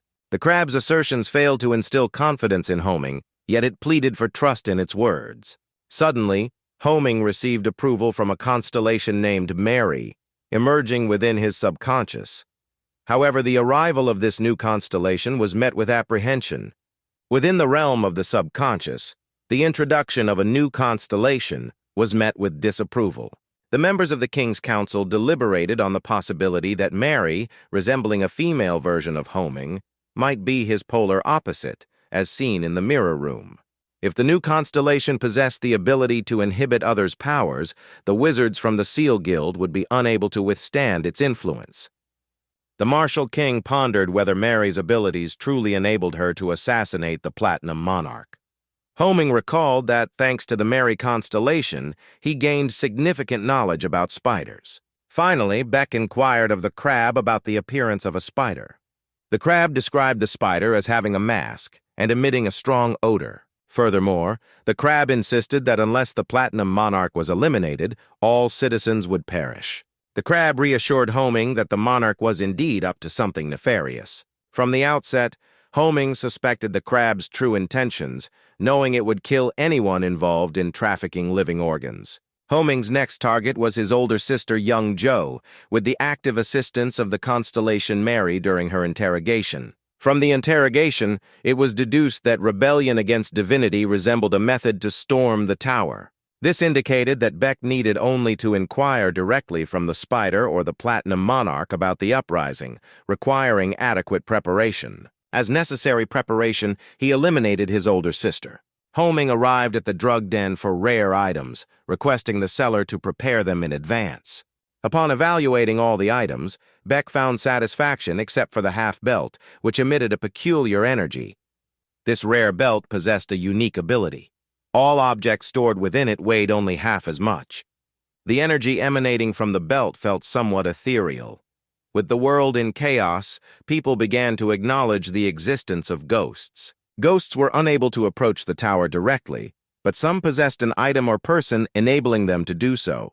By slipping this belt to Ho Ming, the seller hoped he could expel the ghost, as he had recently received the blessing of the constellation Ripple. Despite the attempts, nothing seemed to work, although the ghost appeared weakened.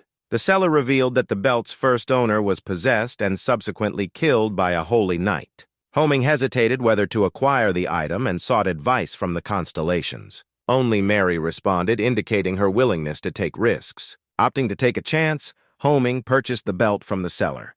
The constellations within the subconscious world expressed indignation as Mary's actions resulted in the possession of an object. The solitary individual harbored a desire to locate Mary and engage in dialogue, knowing full well that ending her life in this reality was not an option. His sole aim was to discern why she compelled Beck to make such weighty decisions.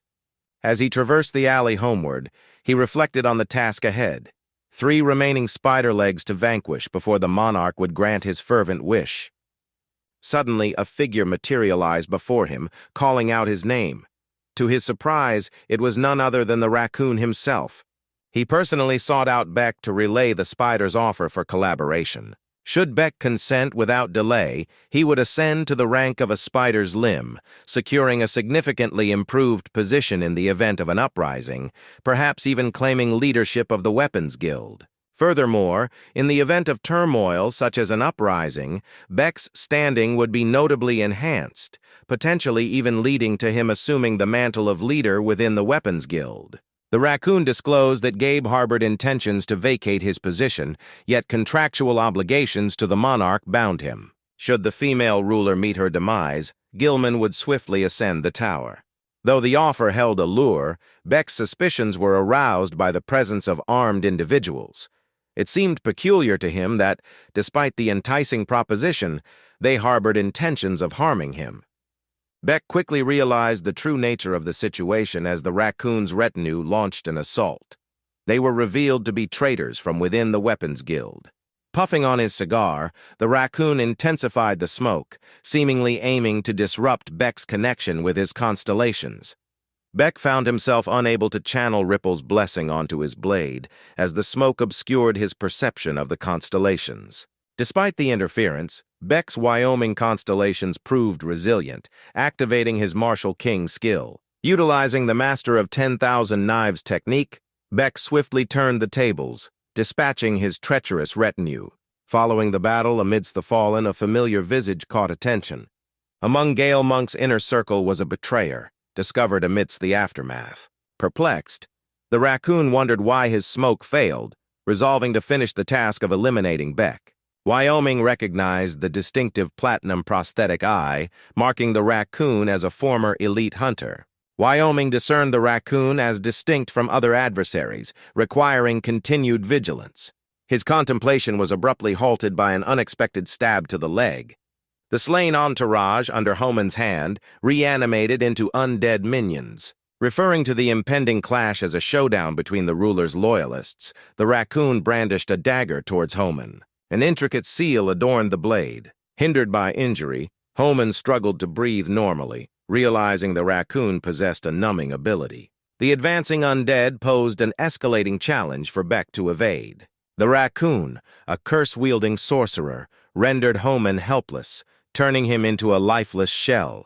The raccoon's cursed daggers inflicted grievous wounds upon Wyoming, plunging him into darkness. A sudden notification jolted Wyoming, reminding him of his final recourse. Activating the skill, Beck invoked the aid of the constellation Mary, imbued with renewed vigor. Beck launched an assault on the raccoon, fueled by newfound strength. Frustration consumed the raccoon as his cursed daggers failed to incapacitate Beck, leaving him baffled by the resilience of his foe. The raccoon found himself compelled to employ his unique ability. In a critical moment, Homan's knife found its mark, piercing the raccoon's eye with a sealing effect. The raccoon's forces lay defeated. As Homan's sight gradually returned, the raccoon's skill was nullified. This marked the first instance of the Murray constellation aligning with Homan, guiding his movements in battle with a style distinct from the Martial King. His maneuvers echoed the deadly grace of the Serpent's Den assassins. In his final moments, the raccoon attempted to persuade Homan that the Platinum Monarch was plotting a rebellion against divine order, claiming that the monarch's actions, pitting humanity against the tower, constituted defiance against divinity. The raccoon confessed that upon discovering his inquiries into the uprising, the monarch had ensnared him in a lethal trap, saved only by a spider. Understanding dawned on Homan as he realized the perilous fate of the ruler's hunters. Seeking confirmation, Homan turned to the constellations once more, particularly Mary's guidance. Yet, to ensure absolute certainty, he resolved to confront the monarch directly. As he poised to strike the raccoon, he glimpsed an unexpected sight: the executioner doll. Renouncing her celestial title, the doll returned to the city to thwart the ruler's tyrannical schemes. Assuring Homan of the monarch's deception, she warned him of the perilous game he was being drawn into. Initially suspecting the doll's allegiance to the monarch, Beck eventually realized her neutrality, merely observing the ruler's actions for her own ends. Right after that, Buck swiftly thrust his knife into the raccoon. However, the doll was unsuccessful in preventing this. Homing took it upon himself to protect the ruler. Realizing the widespread animosity towards her and the obstacles she faced, he understood her reckless behavior. He proposed that they part ways, each pursuing their own objectives. For instance, she would defend the line, while he would strive to advance humanity by crossing it. He explained that by crossing the line, he meant pushing boundaries to propel humanity forward. Subsequently, the executioner doll cautioned that if he were to kill someone he shouldn't touch, his own head would roll. Within the realm of the subconscious, it was mentioned that one encountered Mary, who immediately initiated a confrontation. According to one, Mary harbored animosity towards him, despite her intelligence, behaving like a tyrannical ruler. The belligerent king questioned why Mary would target the monarch for assassination. The lone observer concluded that she simply didn't favor her own kind. Presently, Mary preferred to remain concealed from other entities in the subconscious realm, yet pledged cooperation to aid Wyoming's ascent to the tower's summit. The belligerent king expressed astonishment at Mary's lack of attempts on the monarch's life this time. It became clear to everyone that without the tyrannical ruler, ascending the tower through the conventional means was unattainable. Thus, Mary acknowledged the error in her actions. Eventually, Homing received an unexpected summons from the monarch and proceeded towards him.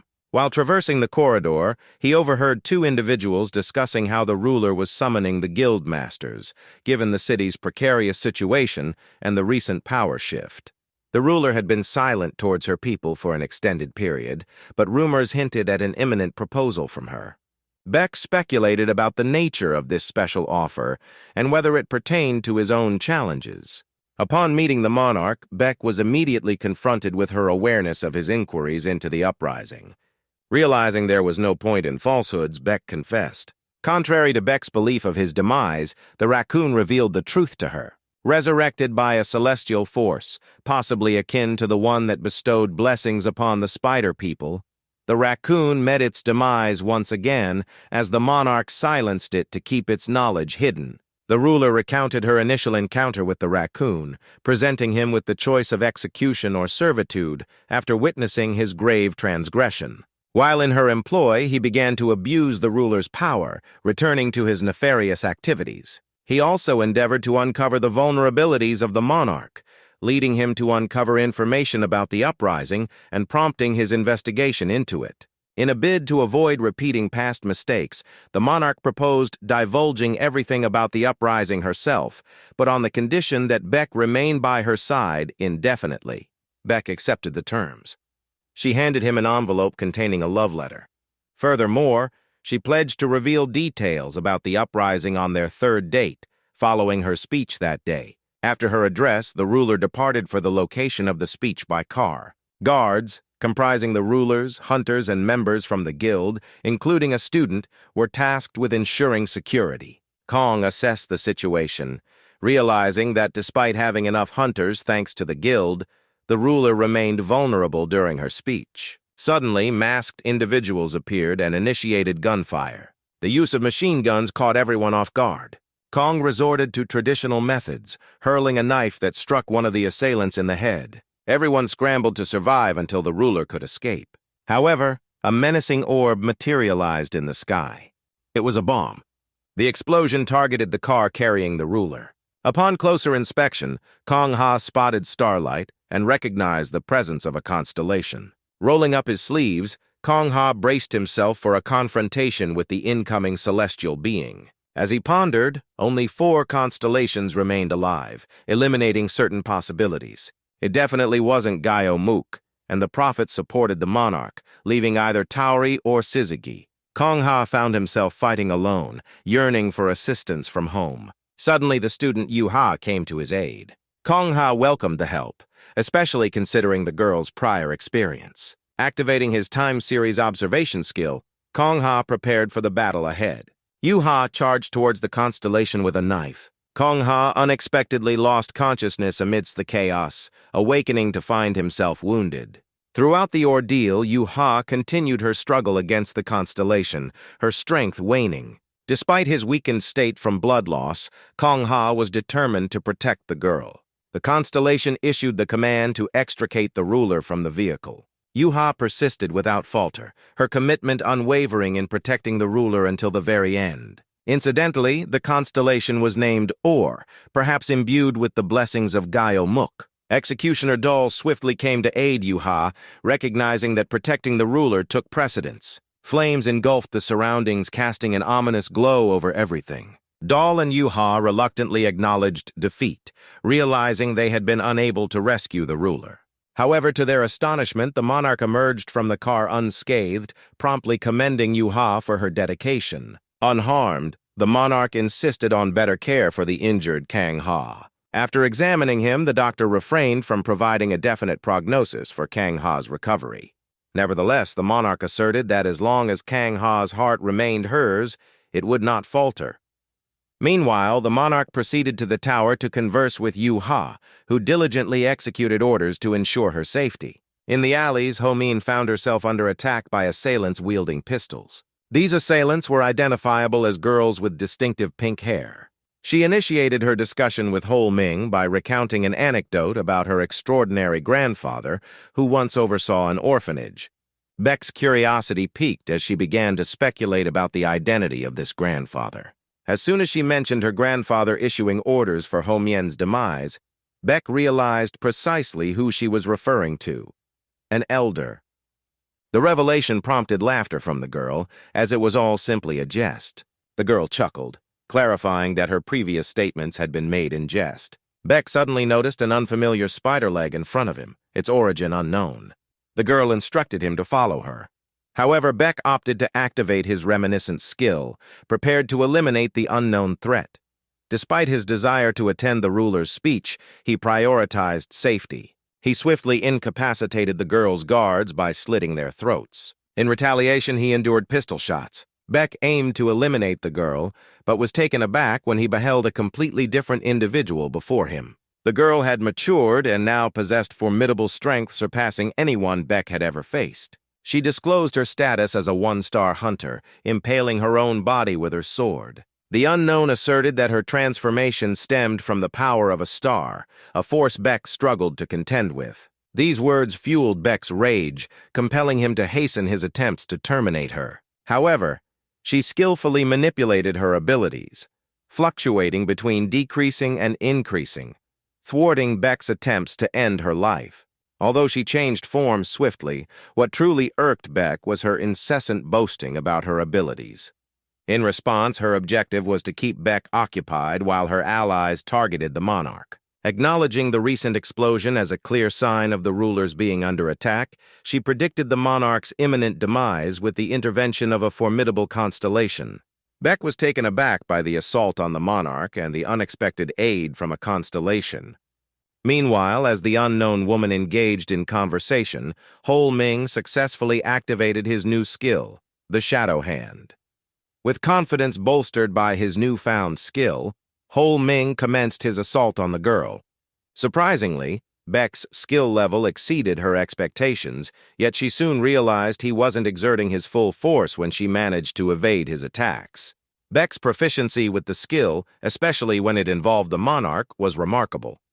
With Mary's insights now at his disposal, he knew precisely what actions to take.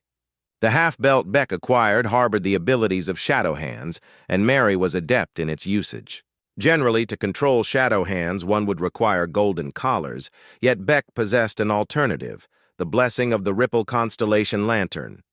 Consequently, Beck wielded an item capable of substituting the traditional collars, thanks to the blessing bestowed upon him by the Ripple Constellation Lantern. Utilizing the power of 10,000 Swordmaster, the martial king transformed Khomeini's body into a formidable weapon, while Mary harnessed the abilities of Shadow Hands. The starlight radiating from Khomeini's body subdued Shadow Hands to the necessary extent, resulting in Beck attaining superhuman strength while maintaining his rationality.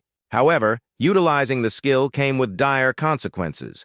The seal ignited so intensely that one risked losing their hand or falling prey to the possession of Shadow Hands. Hence, Beck urgently needed to incapacitate his adversary. Yet the adversary showed no intention of surrender.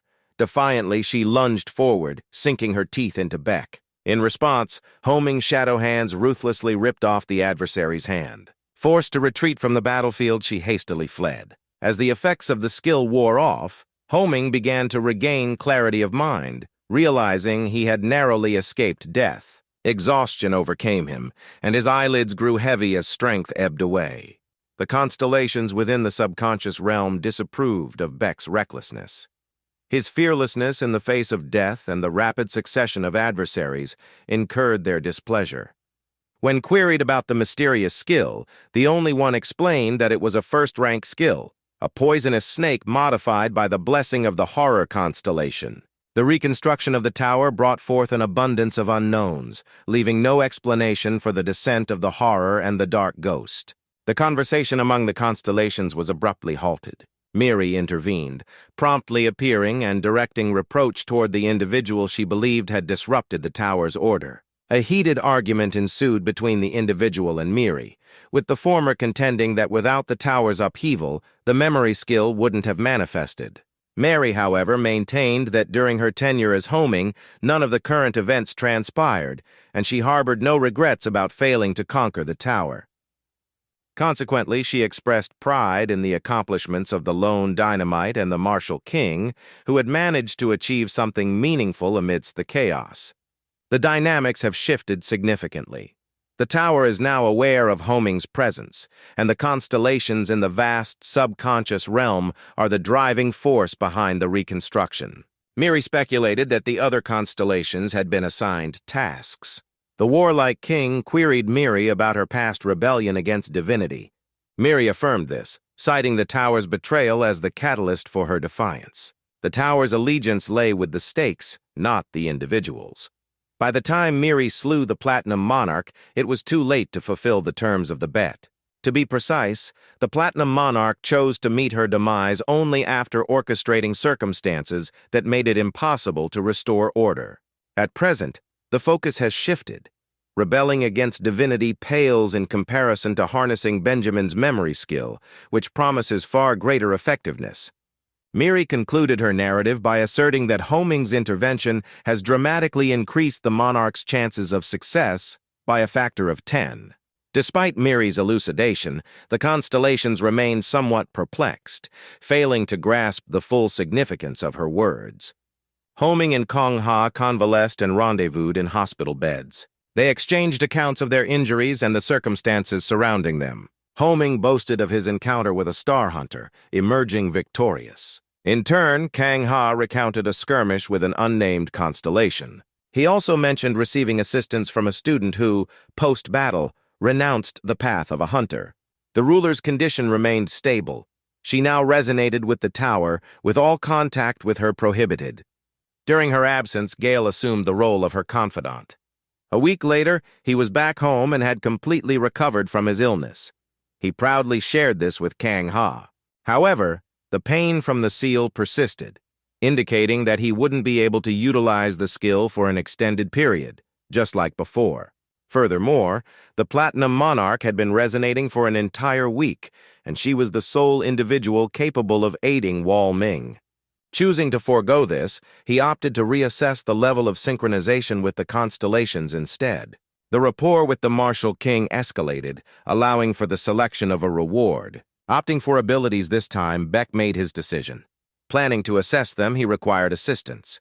Kang Ha, still unwell, volunteered, settling into a chair with an ivy. Kang Ha's task was simple, to toss a knife towards Beck. Summoning his resolve, Kang Ha angrily aimed the knife at Beck. The knife hurtled with such speed that evading it seemed impossible, spelling potential doom for Beck. Yet, contrary to expectations, Beck intercepted the knife, bewildered by his sudden and precise movement. This unique ability demanded cultivation through practice. Abruptly, a man materialized before them. It was Mentor Kang Ha. The mentor disclosed that his exploration of the tower had not concluded. They had only reached the 42nd floor. A peculiar occurrence in the city had prompted the prophet to summon him. Despite the urgent message from the resonating Platinum Monarch within the tower, only Mark responded to aid. The mentor then directed his attention to Beck, eager to acquaint himself with him. Preferring to be addressed as teacher, he extended his hand to Beck as a gesture of amicable introduction. With a cunning maneuver, he deftly disarmed Beck, swiftly bringing him to the ground. Engaging in combat with Beck, the mentor sought to impart a lesson. Sensing Beck's exhaustion, he ceased the altercation, assessing him as a simple-minded yet proficient hunter. Though not planning to linger, the teacher pledged to impart usefulness upon Beck during his brief stay. With 2 days of intensive training under the teacher's guidance, Beck's living quarters had become nearly non-existent. Beck succumbed to unconsciousness for the 11th time, prompting the teacher's departure at that moment. The teacher wrapped up his business downstairs and was preparing to ascend when Kang Ha spotted a mark on his face, suspecting Beck as the culprit who might have struck the teacher. As they bid farewell, the teacher opted to share his belief with Kang Ha that it was probable the monarch had prior knowledge of the imminent ambush, but chose not to disclose it, and Kang Ha could potentially face fatal consequences. He urged Kang Ha sternly to contemplate the situation thoroughly and abstain from frivolous pursuits, perhaps even suggesting leaving the monarch and joining him instead. Kang Ha remained silent in response to this proposition. The executioner doll made an appearance, seeking 2 skilled hunters for an urgent matter. Having recuperated from their training under Teacher Bike, Kang Ha listened intently to what the executioner doll required from them. She explained that with the monarch absent, chaos had engulfed half the city, and rumors had begun to spread. Whispers circulated suggesting that the ruler had perished, replaced by a mere cadaver governing in her stead. Furthermore, the recent terrorist assault was attributed to insurgents who boasted significant manpower, weaponry, and alliances, including support from constellations. The critical point emerged when the homing attack dismantled most of the spider's appendages, leading to its loss of control over the subterranean realm. With the city teetering on the brink of collapse, the repercussions extended directly to the hunters and constellations within the tower. Should they remain unaware of the safety of the populace they left behind in the city, the hunters would inevitably descend from their perch. The Platinum Monarch had long sought avenues to eradicate the spider while minimizing harm to the city. However, due to unforeseen circumstances, a sacrifice became imperative. One of them must perish. The executioner doll cut to the chase, expressing her desire for the guys to eliminate the spider. Homing questioned why the executioner doll couldn't undertake the task herself. She clarified that she struggled to apprehend the spider's elusive legs, which seemed to evade capture, almost as if they were intentionally evading her. The executioner doll floated the theory that one of the spider's legs might actually be the spider itself, though pinpointing its true identity proved challenging. Exercising caution, the doll managed to narrow down the suspects to the shimmering anglerfish. Her decision stemmed from the discovery of bullets during the terrorist attack, which bore resemblance to those exclusively manufactured by the Weapons Guild. However, Gail Mook was not associated with such production. It appeared that the weaponry for these bullets had been sourced from outside the city through illicit channels linked to permafrost smugglers. While there remained the possibility that the anglerfish acted under the spider's directives, it was undeniable that he represented the spider's final remaining appendage. After weighing all the information, the guys agreed to get down to business. However, Homing laid down a condition. The doll must overlook any sudden misdeeds on Homing's part. The doll acquiesced to the condition. Homing set off to search for the anglerfish along the path leading outside the tower, also known as the escape route. Despite the inherent danger, this was the location where they could potentially gather intel on locating the elusive anglerfish. Suddenly, Homing noticed a peculiar silhouette ahead, murmuring incantations. The silhouette swiftly retreated. Homing, acting on instinct, intercepted the figure rushing towards him, propelling the girl, a tamer named Haru, away from him with a single motion. Beck inquired if she had any knowledge about the shimmering anglerfish and the smugglers. In order to extract a truthful response, Beck employed a threat, hinting at the potential involvement of the executioner doll, who happened to be the girl's adversary. The girl divulged that the anglerfish had abducted all the smugglers a week prior. The anglerfish required them because of their expertise in evading clandestine pursuits, even beyond the city limits. However, as of late, the anglerfish had been compelling the smugglers to depart the city more frequently, to the point of exhaustion. Subsequently, some of the adults ceased returning. This stirred unrest, leading certain knowledgeable adults to unwittingly voice complaints to the anglerfish, resulting in their disappearance. In response, the young girl took it upon herself to defend her territory. Deciding to assist Homing, particularly since she possessed knowledge of the anglerfish's whereabouts and extraction methods. Their objectives aligned. Homing required the anglerfish, while she sought the return of the adult tamers. The hiding spot of the anglerfish lay within the bustling, sparkling street in Taiwan, the city's largest entertainment district. Thus, Homing, clad in a business suit, and the executioner doll, donning a provocative red ensemble, embarked on an undercover reconnaissance mission to this location. Kang Ha maintained communication with them via an earpiece acting as a beacon.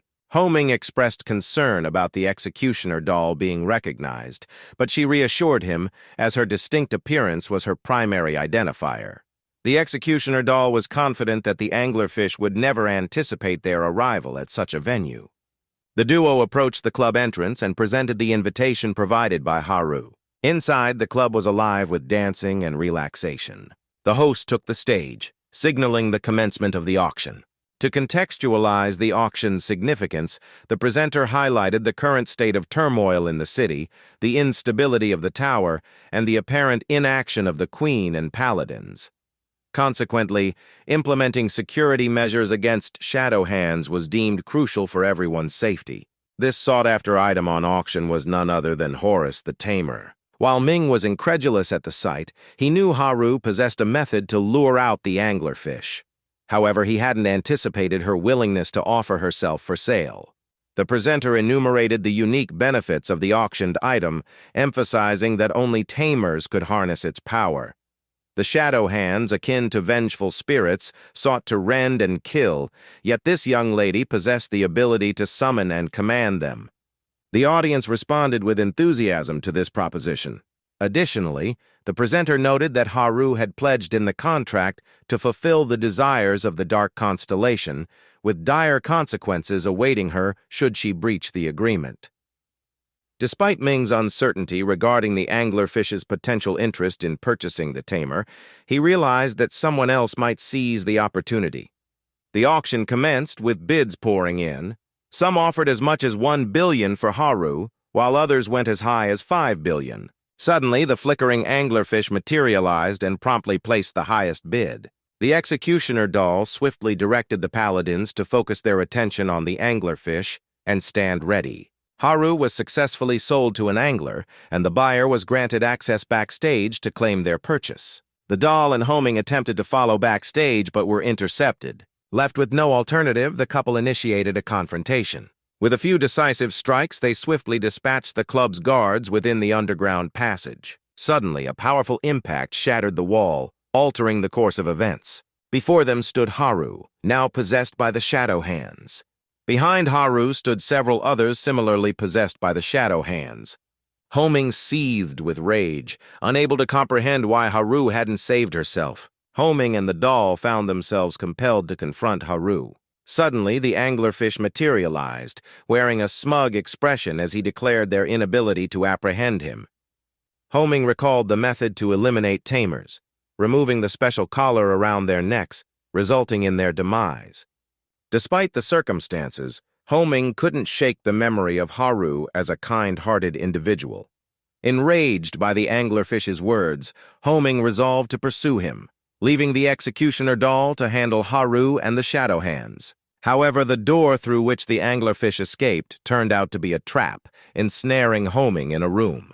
As Homing found himself trapped, the anglerfish appeared behind him, reveling in the success of his scheme. Homing found some solace in listening to the anglerfish's words, knowing that his constellation, Mary, possessed the ability to detect falsehoods. The angler revealed that Homing piqued the spider's interest. With Yori's approval of the anglerfish's statement, Homing became convinced that the anglerfish was not the spider itself. The anglerfish failed to comprehend the significance of Homing's involvement, despite his role leading to the loss of influence for the spider's legs after the attack, resulting in the demise or flight of all allies. Homing questioned why the anglerfish required numerous tamers, as they were merely innocent individuals. The anglerfish explained that he had no alternative. If he could persuade the tamers to aid in the coup, victory might have been attainable. However, their disinterest foiled his plans. Consequently, the anglerfish allowed the shadow hands to seize control of the tamers' bodies and simply release them into the city. Now the anglerfish was poised to demonstrate his abilities beyond mere conversation. Chains erupted from his hands, ensnaring Homing. Luckily, Kang Ha arrived just in time to rescue him. Remaining vigilant, the duo braced themselves for the unpredictable trajectory of the chains. Kang Ha rushed to aid Homing and himself, but inadvertently triggered a magic trap concealed as a floor seal. Chains swiftly coiled around Kang Ha's legs. Surprised by the presence of two adversaries instead of one, the anglerfish grew apprehensive about his ability to overcome them. Consequently, he preemptively unleashed all the chains from his hands. To the observers, the anglerfish's transformation into a monstrous form was unsettling. He sacrificed two of his hands to appease the constellation. Kang Ha grasped that the anglerfish had made a sacrificial gesture, offering his life to temporarily wield a portion of the constellation's power. Homing pondered why the anglerfish was risking everything for a single battle. Urging Kang Ha to swiftly dispatch the anglerfish, Homing requested him to employ his temporal manipulation skill. However, Kang Ha hesitated, as he lacked knowledge regarding the constellation empowering the anglerfish at that moment. Meanwhile, the resemblance between Wang Ming and another individual intensified, prompting a decision on an appropriate reward. In dire need of information, Wang Ming opted for memories. Suddenly, Homing found himself ejected from reality, transported amidst the stars of the constellations. When he found himself in such a place, Homing found his mind consumed by thoughts of the constellations, pondering how the higher the star, the quicker it fades. Wyoming recognized a familiar voice and sensed the burning sensation of his mark. This one began to take action. Kang Ha-jin's scream brought him back to reality, still grappling with the anglerfish. As Chang Ho revealed to Kang Ha that he had borrowed the overflow of Sin constellation weapon, they continued their struggle. This weapon was capable of repelling the cruelest methods of punishment, revealing that the anglerfish simply sacrifices its body. The angler grew furious upon realizing he had been discovered. All that Ho had learned from the memories should have aided him in killing the anglerfish. Strengthening Beck's seal with these memories helped him anticipate every move of the anglerfish. The angler was bewildered by this turn of events. Beck comprehended what needed to be done. He realized that a simple creature like an anglerfish couldn't control all the chains simultaneously.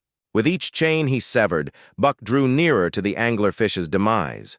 When the anglerfish exposed its vulnerable center, Beck unleashed the power of the Master of 10,000 Swords and vanquished the flickering creature. In the realm of the subconscious, the constellations puzzled over why one would need to study strategies against them. Kang Ha-jin rejoiced that the anglerfish had been defeated and that Chang Ho was unharmed. Kang Ha revealed that the fisherman used to be a warrior of the Paladin orders, explaining his formidable strength. The battle had indeed been grueling. Upon observing the deceased, the man noticed a dart lodged in his forehead.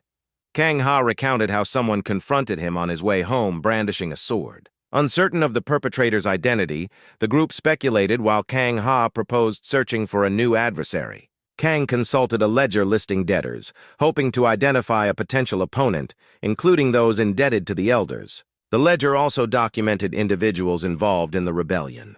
Reviewing the ledger, Kan Ha discerned that the anglerfish symbolized a traitor who had supported the rebellion. Ho Min surmised that their journey was far from over, anticipating further intriguing developments. As the victims of the Shadow Hands perished, only Haru remained, facing imminent execution by the puppeteer doll. Timely intervention by Home. In thwarted the doll's intentions, clutching a collar as evidence. The doll doubted the sincerity of the group's intentions to spare Haru, citing her possession by the Shadow Hands as insurmountable. Disagreeing, Ho Min argued that the Shadow Hands were merely banished, spirits turned malevolent, capable of corrupting individuals. Public knowledge regarding the Shadow Hands was limited, with most regarding them as malevolent spirits converting others into their likeness. Armed with more information, Ho Min sought to convince the doll that Haru could resist the Shadow Hand's influence. Yielding, the doll deferred to Beck, curious to witness his strategy for dealing with the situation, drawing from the memories of the merry constellation. Initially, he blinded Haru with a sword infused with starlight. Following that, he pierced her limbs with precision. Then, he fastened the collar securely around her neck. Reciting the incantation, he initiated the spell. Miraculously, the shadow hands began to dissipate. The executioner doll, Haru, couldn't believe her eyes. Throughout the tower's history, never had a shadow hand's possession been reversed. However, Haru's transformation was incomplete. She remained part human, part possessed. This compromised state troubled Kukla. Haru posed a potential threat, and if left alive, she would need perpetual containment. Ho Ming proposed keeping Haru under his watch, sparing her life. The doll rejected the suggestion, deeming it too risky. Ho Min reminded them of their promise of immunity for each crime.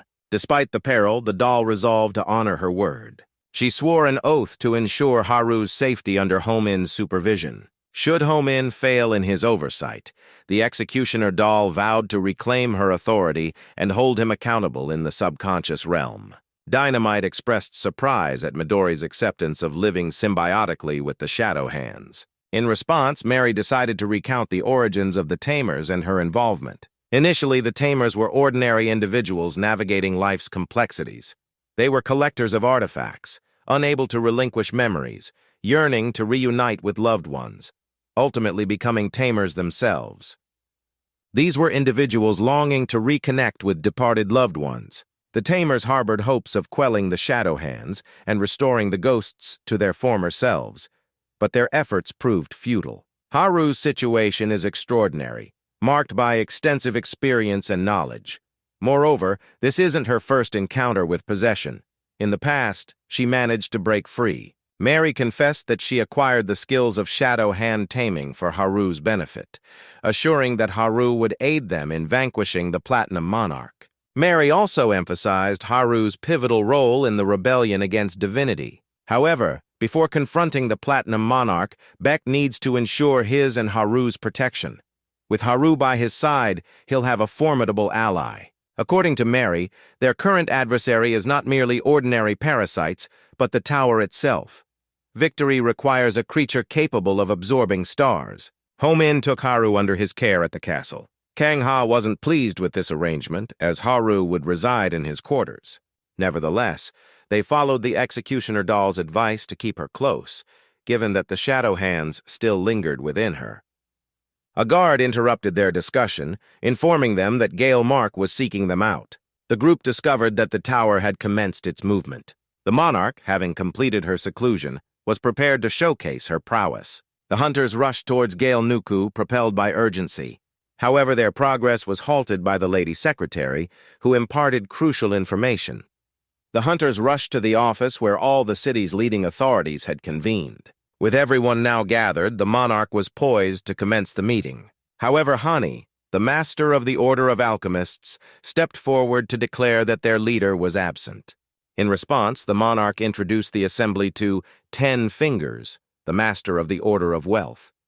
The monarch instructed the director of the Astronomical Observatory to elucidate the purpose of the meeting. The director began her narrative, explaining that the constellations had started to shift, precipitating an unexplained restructuring within the tower. She conveyed that the data collected on the traversed floors had become obsolete and needed to be eradicated. The Master of Alchemy felt disheartened by this revelation, knowing the considerable investment of time and resources in gathering the now irrelevant information. The monarch then sought an update on the status of the established points. The director reported that while the stronghold on the 10th floor remained intact, communication with the 20th floor had been severed, likely resulting in the destruction of the points during the restructuring. This occurrence during the restructuring caused frustration among those gathered, as such an event had never occurred since the tower's inception. Expressions of annoyance filled the room, as this unprecedented event left them without precedent or protocol. Turning to the director of the Tombstone Library, the monarch inquired whether such an incident could have been foreseen. The response was negative. No one could have anticipated this turn of events. The monarch concluded that without precedent, there existed no established course of action. Gil expressed his outrage, having ascended the tower without a clear plan in light of the unforeseen circumstances. The monarch clarified the current state, noting diminished financial resources and a lack of a unifying goal among the populace. In light of these circumstances, the monarch opted to enforce martial law, prohibiting dissent against the ruler's directives. Additionally, the monarch strategized to rally city residents to aid in clearing the tower and allocate all available resources toward this endeavor. Subsequently, the monarch instructed the director to procure a mysterious bag. Within the bag lay the bodies of traitors, including that of the district master, serving as a stark warning against betrayal of the ruler. Following the district master's demise, 10 Fingers assumed the vacant position. Kung Ha speculated that the former district master's defiance led to his demise, solidifying the monarch's complete control over the Circle Guild. With martial law implemented, the monarch aimed to ensure unanimous compliance among the populace. The Alchemist Order voiced their support, contingent upon the monarch honoring their agreement not to meddle in their affairs. Guillermo elucidated on the monarch's willingness to sacrifice the entire city to clear the tower. In response, it was conveyed that the monarch was prepared to make such sacrifices, even at the expense of her own soul. Left with little alternative, Guillermo acquiesced. The Tombstone Observatory was not consulted, as their purpose was to aid the city and its mistress.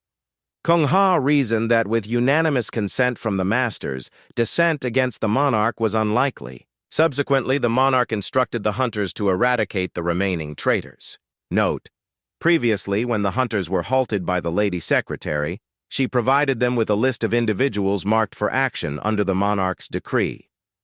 Kang Ha and his men sprang into action, and now the monarch was poised to attempt to clear the tower. Meanwhile, chaos and bloodshed gripped the city. Paladins, under the leadership of the executioner Doll, arrived to safeguard the populace. A paladin informed the Doll that with backing from guild leaders, the monarch had ordered the suppression of all traitors. Martial law had been declared, and resources were channeled toward clearing the tower. Additionally, several guild leaders had been eliminated, with 10 Fingers assuming mastery over the orders. The executioner Doll seethed upon hearing the news. The Doll reasoned that with all guilds rallying to defend the city, it could eventually reclaim its former glory. Just a few days ago, discord pervaded the city, causing even the monarch concern. However, the situation has now shifted drastically with the elimination of most traitors. Consequently, no one dares to oppose the monarch's authority. Amidst the turmoil within the tower, the monarch opted to rally the people under the banner of cleansing the tower. The squad of paladins found themselves adrift, unsure of their purpose. The Doll felt disheartened, realizing it was being manipulated as yet another pawn.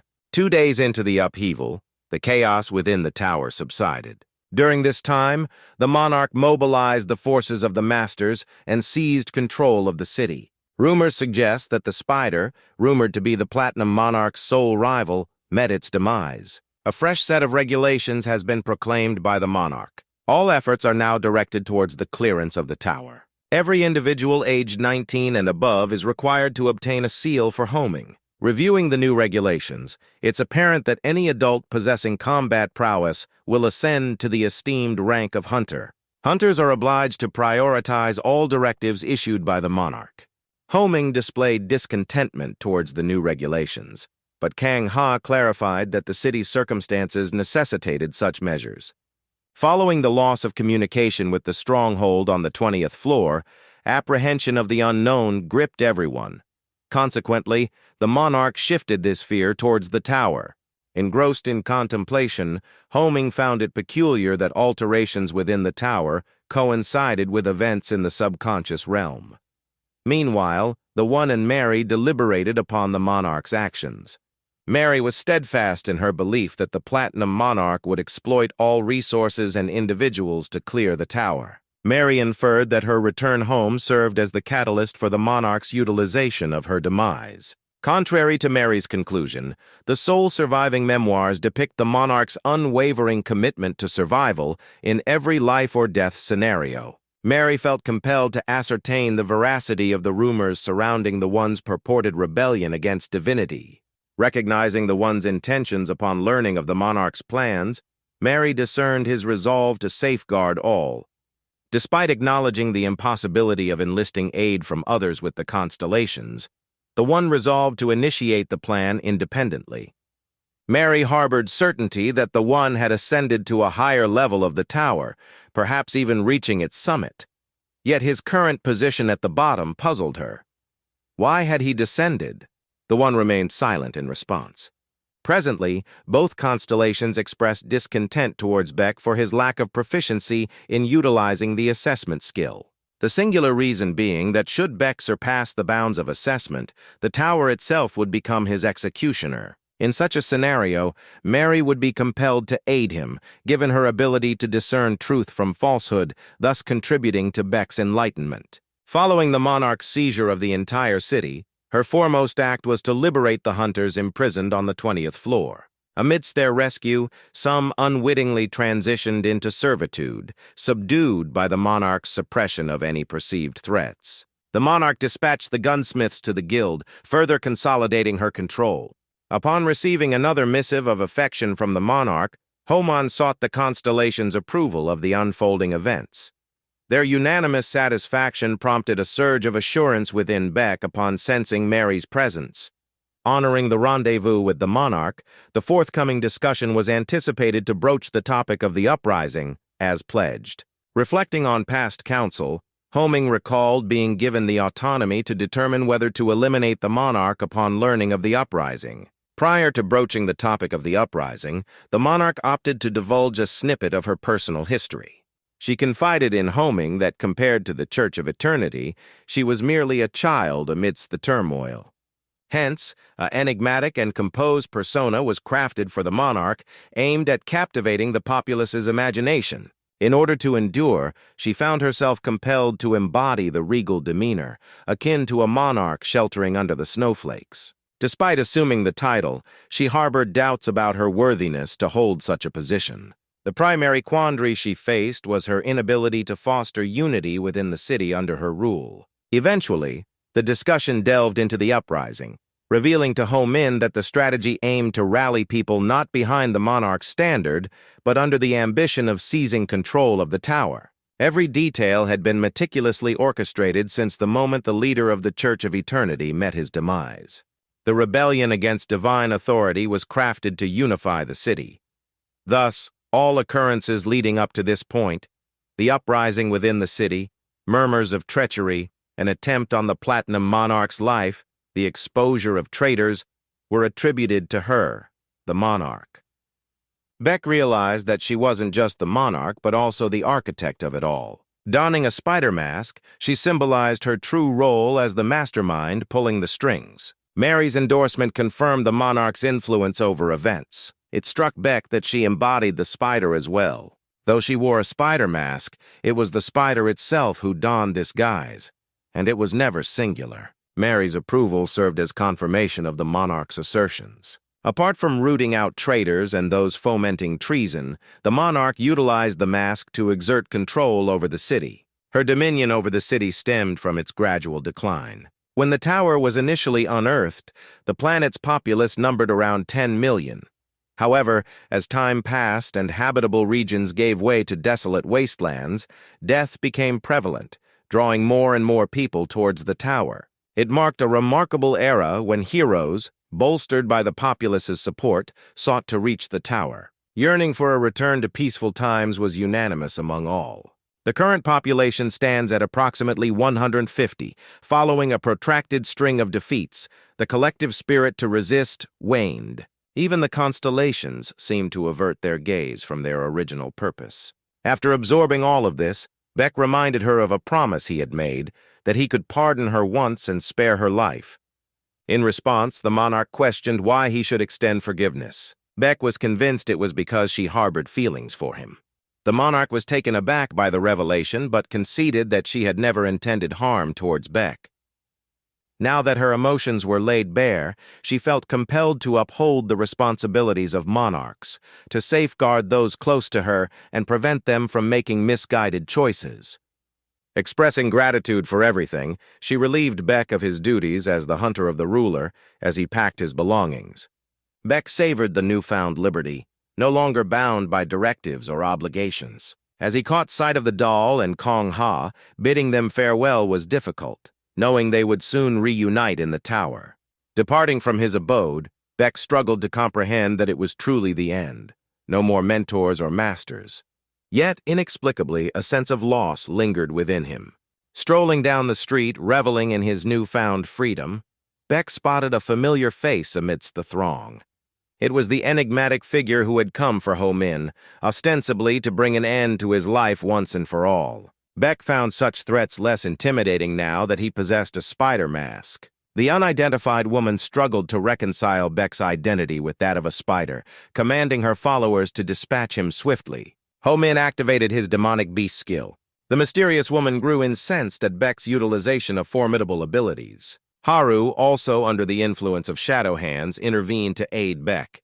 The woman found it challenging to accept Beck as a spider, as she was convinced that the spider was female. Subsequently, Beck initiated an assault on the unidentified woman. Beck's movements led the woman to believe that she was facing an actual spider. Eventually, they opted to acquaint themselves further. The woman's real name was revealed to be Yonghua.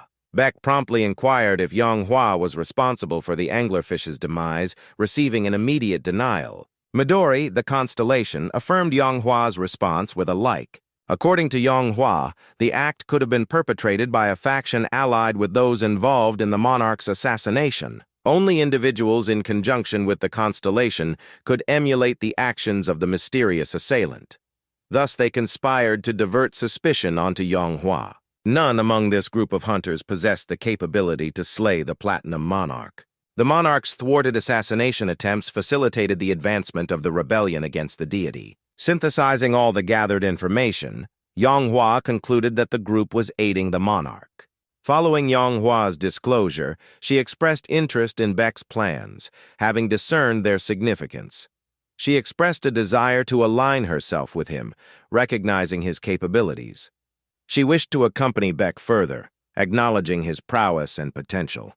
Ultimately, Beck managed to vanquish all of the spider's appendages and subdue the Shadow Beast. He successfully brought the Shadow Beast under his command. Beck claimed the platinum circuits and the spider mask as his own, a move that raised suspicions. Contrary to his expectations of the unidentified woman's ire, she seized the opportunity to switch allegiances upon seeing a favorable opening. With a plan in mind, Beck strategized his next move. His objective was clear: to seize control of the tower, wrest the rebellion against divinity from the monarch's grasp, and claim the pinnacle of the tower for himself. Beck viewed this as his sole opportunity, especially while the tower was in a state of dialogue. Meanwhile, Kong Ha found a new companion in Yu Hu, who shadowed him incessantly, peppering him with numerous inquiries. Kang Ha informed her that the monarch had pledged to repair the elevator, fortify various hunting tools, and establish a camp for their tranquil cohabitation within the tower. Despite Kang Ha's profound love for his home, his absence left him despondent and unaware of his whereabouts. Since Haru had vanished as well, Kang Ha speculated that they departed together. "Who told you?" The person, as if delving into his mind, disclosed the expulsion of Big Min. Kang Ha found it incredulous, prompting him to seek direct confirmation from the monarch. Regardless of Big Min's shortcomings, Kang Ha believed he had the potential to excel and be exceptional. The monarch required a compliant follower she could discipline repeatedly, and Beck did not fit that mold. He harbored secrets and had even ascended to a position on par with the monarch. Therefore, the only recourse was to expel Beck as well. Kang Ha was convinced that the monarch ousted Beck because the dynamite constellation was associated with him. Kang Ha voiced his thoughts on the matter. One day, Beck brushed against Kang Ha's eye diagram, and suddenly Kang felt the presence of numerous constellations, not just one. In that fleeting moment, Kang Ha sensed their schemes aligning. While Beck's dynamite constellation was adept in alchemy, Beck's exhibited martial prowess hinted at the ability to mend the platinum circuit and even tame shadow beasts, showcasing the versatility of his constellation. Kang Ha deduced that Beck possessed a superior constellation.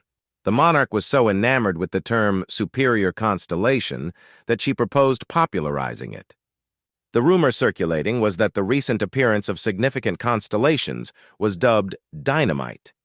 This superior constellation seeks to lead humanity to the tower's pinnacle from the upper echelons. The monarch believed that by spreading this rumor, people would find hope, and the constellations invoked by the new term would spring into action. Furthermore, it was rumored that the dynamite constellation could perceive this and race towards the tower's summit. The rumor spread like wildfire, dominating conversations with talk of the superior constellation. The rumor eventually reached Baeko Min, prompting him to hasten his ascent up the tower before any developments unfolded.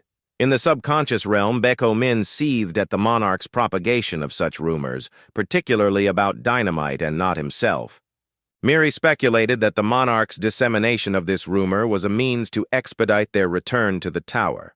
The belligerent king pondered whether Baek's newfound prominence would bring good or ill. Miri elaborated that the monarch had orchestrated all the prerequisites for a new star to emerge back home in. According to her, if the new star wished to conceal their identity suddenly, they could don a spider mask. Finally, Baek returned to the tower, passing by the Baek expedition group. This reminded Miri of Kang Ha, who had once been a member. She speculated that he must have climbed quite high within the tower by now. Ho Min, accompanied by Hyun, encountered the group. They discerned an informant among its members. Consequently, they discovered that the first group consisted exclusively of hunters from the ateliers. There's a likelihood that the Platinum Monarch had segregated experienced members from the ordinary hunters. Baek's strategy involved shadowing the first group and ascending the tower behind them.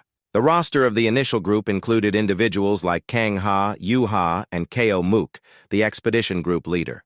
Hyun mentioned that Kure Mook had ascended beyond the 50th floor, indicating they should pursue the first group given the circumstances. Kang Ha and his companions reached the 15th floor. Upon surveying the area, they learned of an estate relocated here due to structural decay, dubbed the Ghost Estate. Kang Ha devised a plan to investigate the structural decay and search for any survivors. Kang Ha and his team geared up to explore the estate for any remaining inhabitants. Suddenly, they encountered the undead and another monstrous creature, a dead centipede. A vast horde of the deceased seemed to be acting under someone's command. Just before chaos erupted, the dead presented an offer to Kang Ha and his companions. They sought to rid the structure, which harbored something deemed unpleasant by the tower and the constellations. In exchange for fulfilling this task, the dead pledged to receive a star. Although the offer was tempting, Kang Ha required evidence of their trustworthiness. The dead assured him that the constellation of the Black Ghost would vouch for their promise. Despite appearing to consider the proposition, Kang Ha harbored no illusions. He had never bargained with the dead, so he readied his spear against one of them. Faced with rejection, the dead were compelled to engage in battle with Kang Ha's team. Kang Ha started receiving messages indicating that the Black Ghost constellation was casting a curse upon him. Despite this, Kang Ha remained resolute and couldn't be swayed by such tactics. With determination, he charged headlong into battle. Baek encountered an unfamiliar undead individual upon reaching the 11th floor. This dead man presented Baek with a proposition.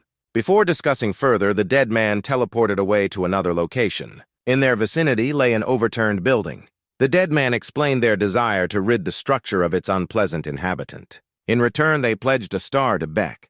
Naturally, Baek harbored doubts about such an offer, given the Black Ghost's attempts on his life. He resolved to seek counsel from the constellations and received unanimous endorsement. However, Baek was not without his own conditions. Before agreeing, he stipulated that until he received the star, he would be immune to attack or betrayal, and demanded the acquisition of teleportation skills. The dead man relayed that Kang Ha had turned down the offer. It puzzled Home in that Kang Ha had declined, especially since all of Baek's constellations had endorsed it. Despite Kang Ha's refusal, the deal was sealed. The Black Ghost constellation served as a witness to this agreement. Baek received a message indicating that the Black Ghost was presenting a trial to annihilate the heartbeat that regulated the tower's rotation on the second staircase. Wyoming understood that hunters often faced tests, such as destroying the heartbeat periodically. The most renowned challenges were those bestowed by the tower. Once 5 stars were accumulated, the tower would administer the first test to the hunters as a constellation. Passing this test grants them their own unique weapon, marking them as a constellation, a designation only the tower can confer. Ho Min was prepared to enter and undertake the test, but insisted on bringing the dead man along. The dead man found an excuse, citing the absence of light in the building, essential for his existence. However, this excuse was insufficient. Thus, Haru had to dispatch him, and the trio ventured into the building. In the subconscious realm, the constellations deliberated on the unusual nature of this test from the Dark Ghost. Typically, such tests were administered by Yoon's soul. Upon entering the building, they discovered it was inverted both externally and internally. As Ho-min began interacting with objects, the building started to transform again from within. They found themselves being tossed in various directions, unable to discern how to halt these alterations. It seemed there was a pattern they needed to decipher. Beck began randomly interacting with objects. Each interaction triggered a new sequence of transformations within the building. Beck found no other solution on how to activate the memory target dynamite skill. Beck understood that although the alchemy workshop primarily focused on medicine, it also delved into physics, chemistry, and biology, making dynamite more of an engineer than a physician. As the skill took effect, the building appeared magnificent to Dynamite, with everything neatly arranged on shelves. Beck now comprehended the direction they needed to take. Their task was to shatter the red column. They had to break the mirror. They had to dodge everything that fell upon them. Eventually, the building ceased its transformations, as if it had lost its central pillar. Dynamite managed to identify the sole problem in the layout and obliterate it within the subconscious realm. Despite Dynamite's efforts, Ho-min remained dissatisfied with the outcome. Ho-min believed that Dynamite possessed the capability to comprehend the ghostly manor's layout and navigate to the correct room.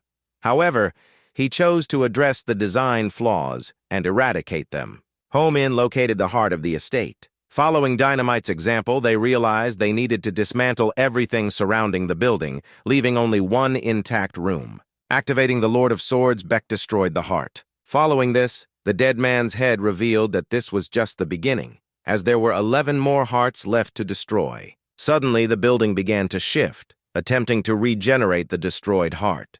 Realizing the danger, Beck couldn't afford to remain stationary, as it could result in his demise. He recalled the teleportation device used by the dead man. However, the dead man's head clarified that this time she would only use it for herself. Beck was determined not to let her head go alone. Despite the warning from the head that using the shadow step would result in losing his hand, Beck remained undeterred. A signal came from Ho-min, indicating that he had already outsmarted the dark ghost. In response, Beck activated the memories of the one. The head screamed with fury, accusing them of attempting to steal the dark ghost's blessing without understanding the potential side effects. However, for Beck, survival took precedence. Now, following the manipulation, Beck ceased to feel anything, as if he had perished. Eventually, Beck regained consciousness. What he experienced was a side effect of the manipulation. The head explained that when a person loses control over their emotions, they inadvertently harm their own body, and attempting to regain control can result in further injury. The head was exempt from such side effects as the dark ghost himself bestowed the blessing upon her.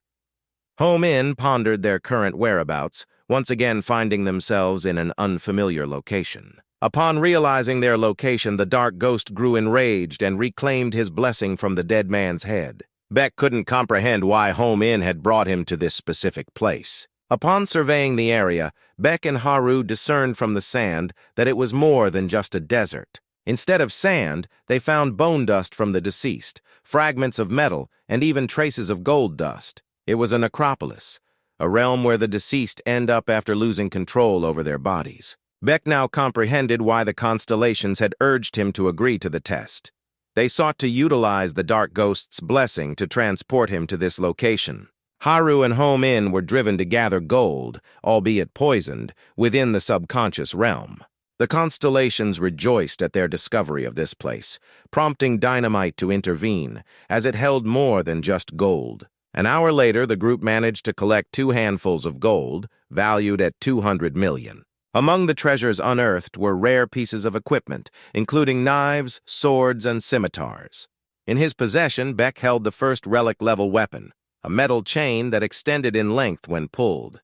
Its name was the Phantom Flame Genocide. One of the capabilities of this chain was to detonate the accumulated gunpowder. Beck resolved to test it out.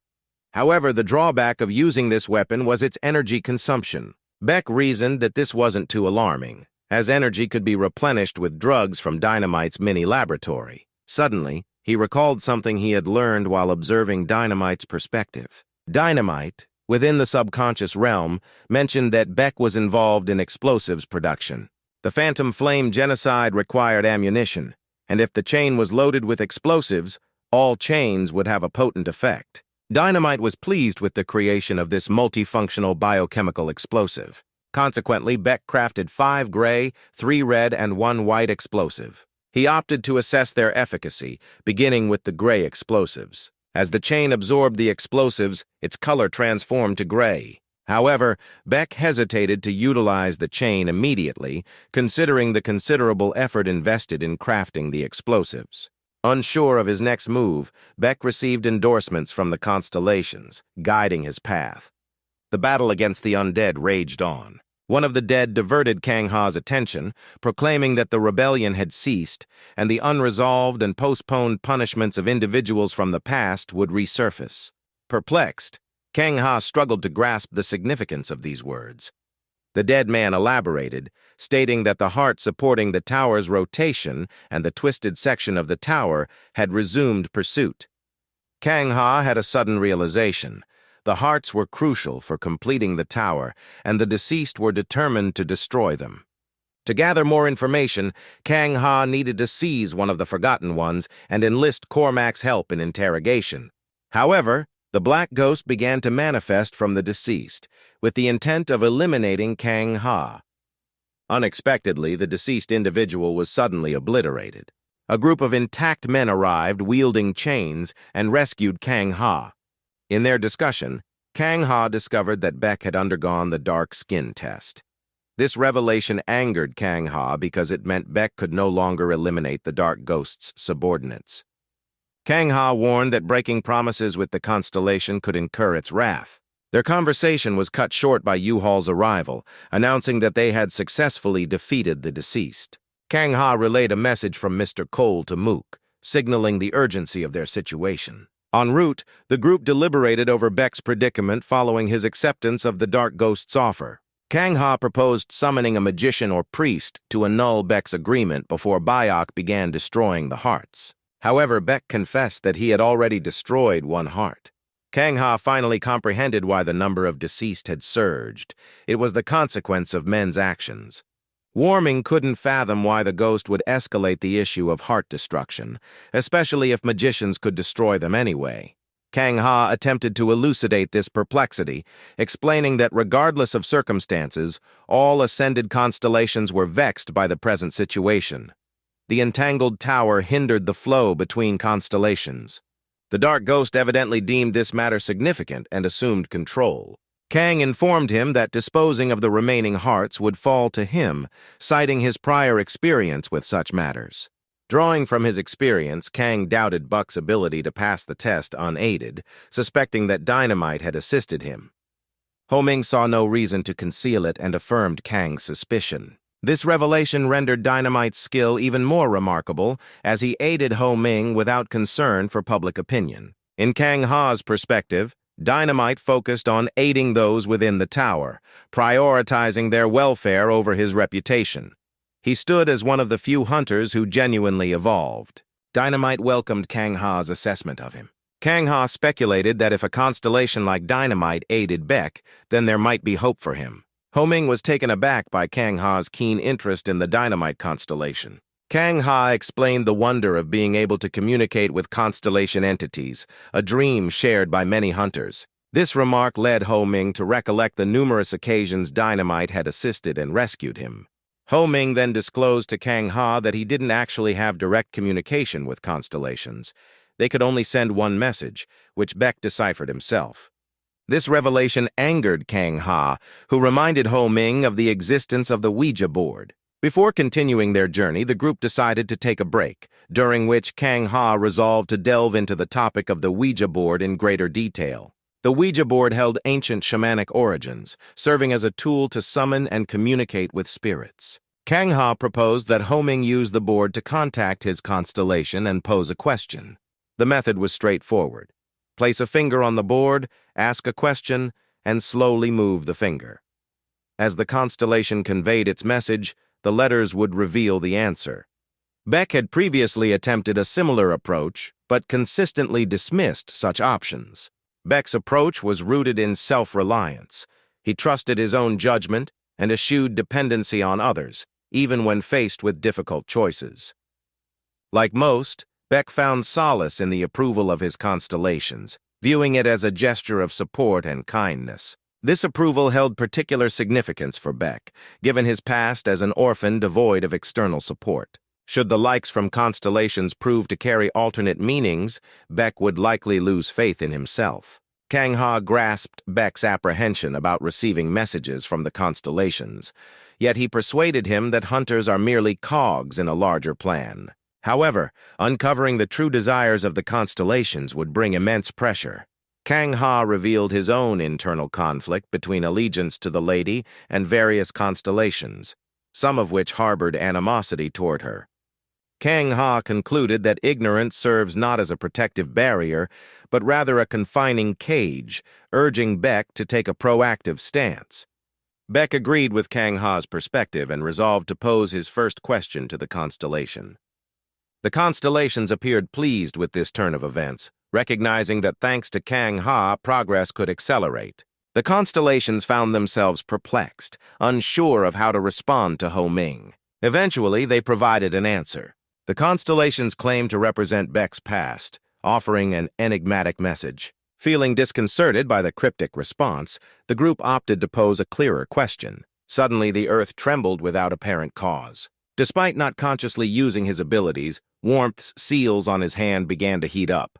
The constellations also sensed the disturbance. Among them, only the tower comprehended the situation, having detected their communication with Beck. This sudden upheaval coincided with their use of the Ouija board. One among them confessed to having contemplated such an outcome and devised potential solutions in advance, albeit uncertain of their efficacy. Aware that the tower would likely attempt to eliminate the constellations due to recent disruptions, he anticipated the consequences. Fear gripped everyone at the prospect of facing death once more, but he assured them of his protection. He understood that there would be consequences for establishing direct contact with Beck. Dynamite succumbed to panic, realizing that deeper involvement would incur greater costs. Affirming Dynamite's apprehension, he planned to leverage this insight in negotiations with the tower. Shock and disbelief permeated the group as events unfolded. The unfolding events felt like a curse. Beck resolved to use the seal to investigate the situation. He opted for a fresh start, choosing a new life. Sensing the seal's distress, he recognized the severity of the situation. Removing his glove and inspecting it, he noticed it had sustained damage. He worried that his constellations might vanish if things continued this way. However, at that moment, Charmini ascended above the horizon. Following Charmini's appearance, the horizon underwent a complete transformation. Warming was alerted by a notification unlike any he had seen before. It informed him that Miri was issuing a test to eliminate the fallen star Taboo. Warming puzzled over why the message came from Miri and who Taboo was.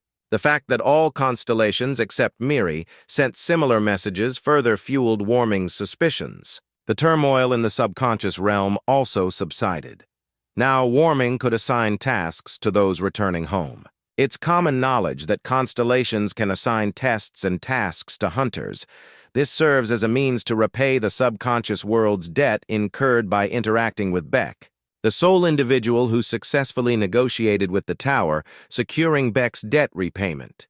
Henceforth, the constellations will be empowered to assign tests to Beck, albeit with heightened demands from the tower. During the execution of these tasks, Miri cannot be selected as the guiding force, as Beck's completion of them may jeopardize Miri's existence. Beck, as the fallen star, holds immense significance, as his demise signifies the obliteration of his world. Enduring perpetual agony, he staunchly resists his fate. Once radiant in the heavens, the fallen stars have relinquished their brilliance, plummeting to earth, no longer human or parasitic entities, but starlight-deprived creatures akin to beasts. These cursed beings utter malevolent incantations, ruthlessly eliminating any who impede their path, whether human or parasitic. The fallen stars fervently invoke the demise of both the tower and the world, earning them the moniker of apocalypse beasts. Only a select few believe that the tower deliberately dispatched the fallen star Taboo as a trial. The deceased have been resurrected once more. Kang Ha commanded his troops to vacate the 18th floor swiftly and advance to the 19th. Observing Beck's dire circumstances, the constellations grew discontent and directed their ire towards the tower. Clearing the path of the resurrected was imperative to reach the tower. Homing resolved to expedite this process by employing newly acquired weaponry. He affixed a knife to a chain and hurled it towards Kang Ha. Kang Ha was tasked with hurling the knife directly into the tower. Kang Ha, unprepared for the situation, acquiesced to Wu's plea and decided to embrace the risk at home. His attempt proved successful as the knife lodged firmly into the tower wall. Utilizing a chain-linked knife carrying explosives, he orchestrated a controlled explosion from home. Consequently, the pathway to the tower was cleared of obstacles. Though his joy was short-lived, replaced swiftly by pain and subsequent weakness, the inevitable toll of his expertise. Nonetheless, Kang Ha remained steadfast in aiding his distressed friend, hoisting him onto his back and fleeing from the encroaching danger. Dynamite, elated, celebrated the success of his meticulously planned explosives. Kang Ha and Ho Min reached the 19th floor of the makeshift barracks, with Ho Min having succumbed to unconsciousness. A hunter rushed into the tent, informing Kang Ha that the master awaited him at a gathering of the first expedition team members. During the assembly, it was revealed that the advanced team had reached the 3rd level first, but retreated upon encountering the tower's distortion, leaving the fate of the haunted mansion uncertain.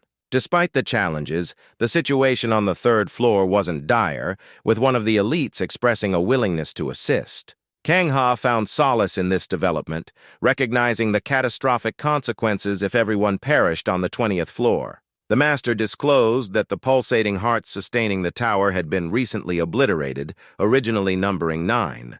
This upheaval had a singular cause: the tower's awakening from its prolonged slumber. Essentially, the tower possessed the ability to extract pulsating hearts at its discretion. However, the resistance caused by the pulsating hearts led to the emergence of the undead from their underground resting places. According to one alchemist's estimation, their numbers reached a staggering 148. Those who traversed the 3rd level, including the advanced troops and hunters, approximated the count at around 130. Hence, each hunter faced the daunting prospect of confronting 1,000 adversaries. The master cautioned that the current concern surpassed mere numbers. The true menace lay in the taboo, akin to the harbinger of apocalypse, trailing their every move.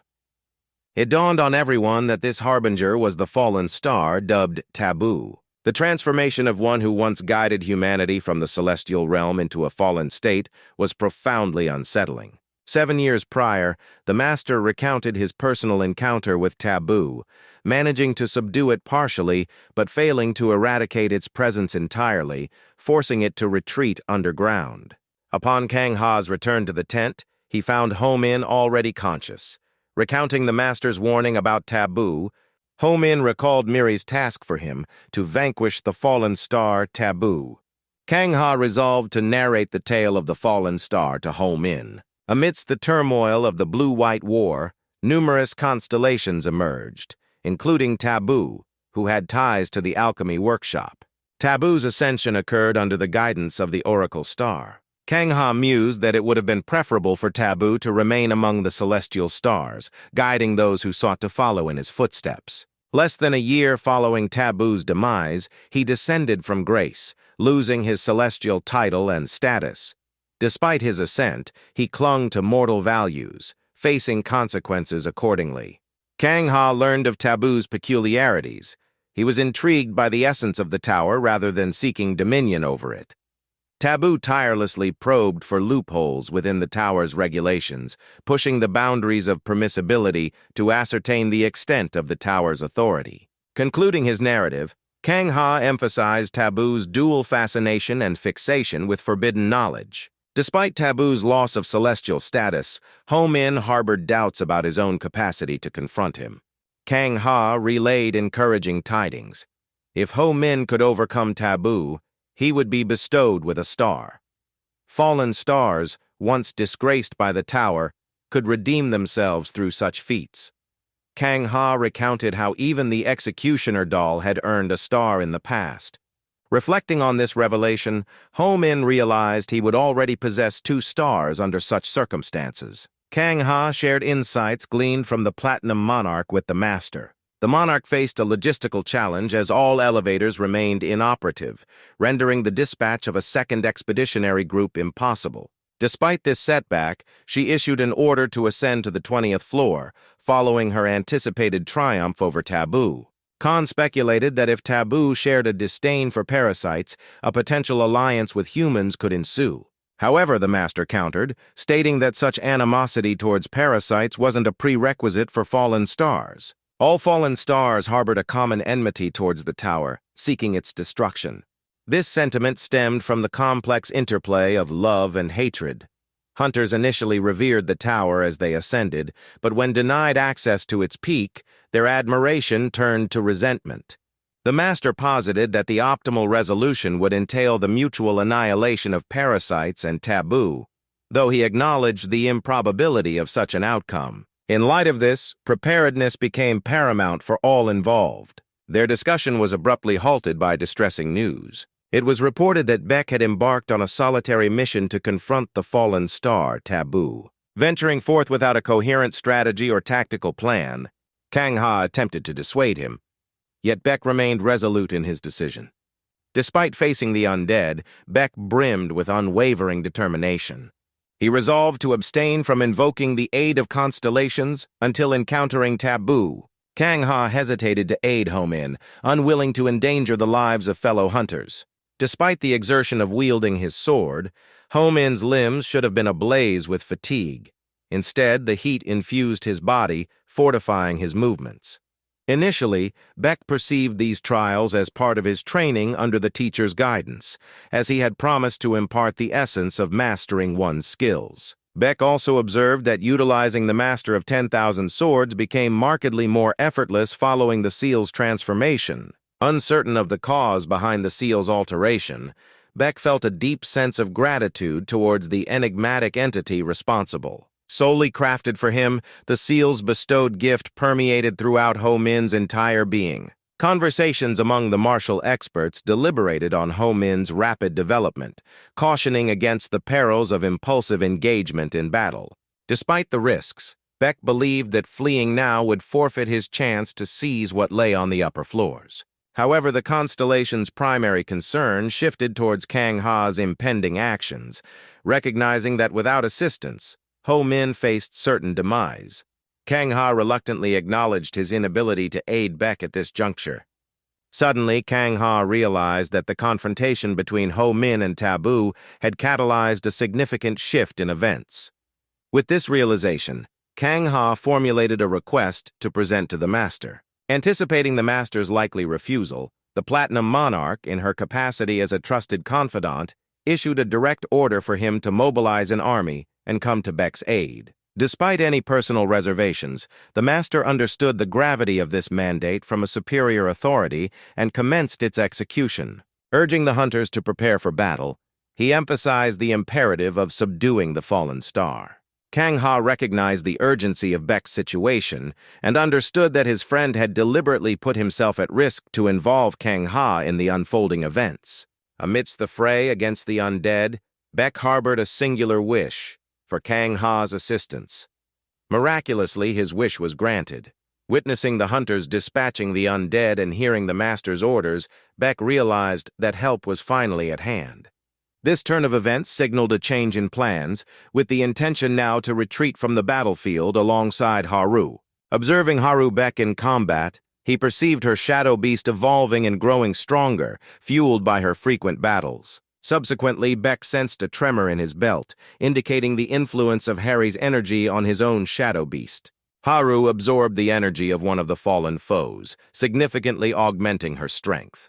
The force and vitality with which Haru dispatched her adversaries generated a breeze, aiding the rapid cooling of the homing seal. Conversely, Beck's warmth diminished the potency of Haru's shadow beast.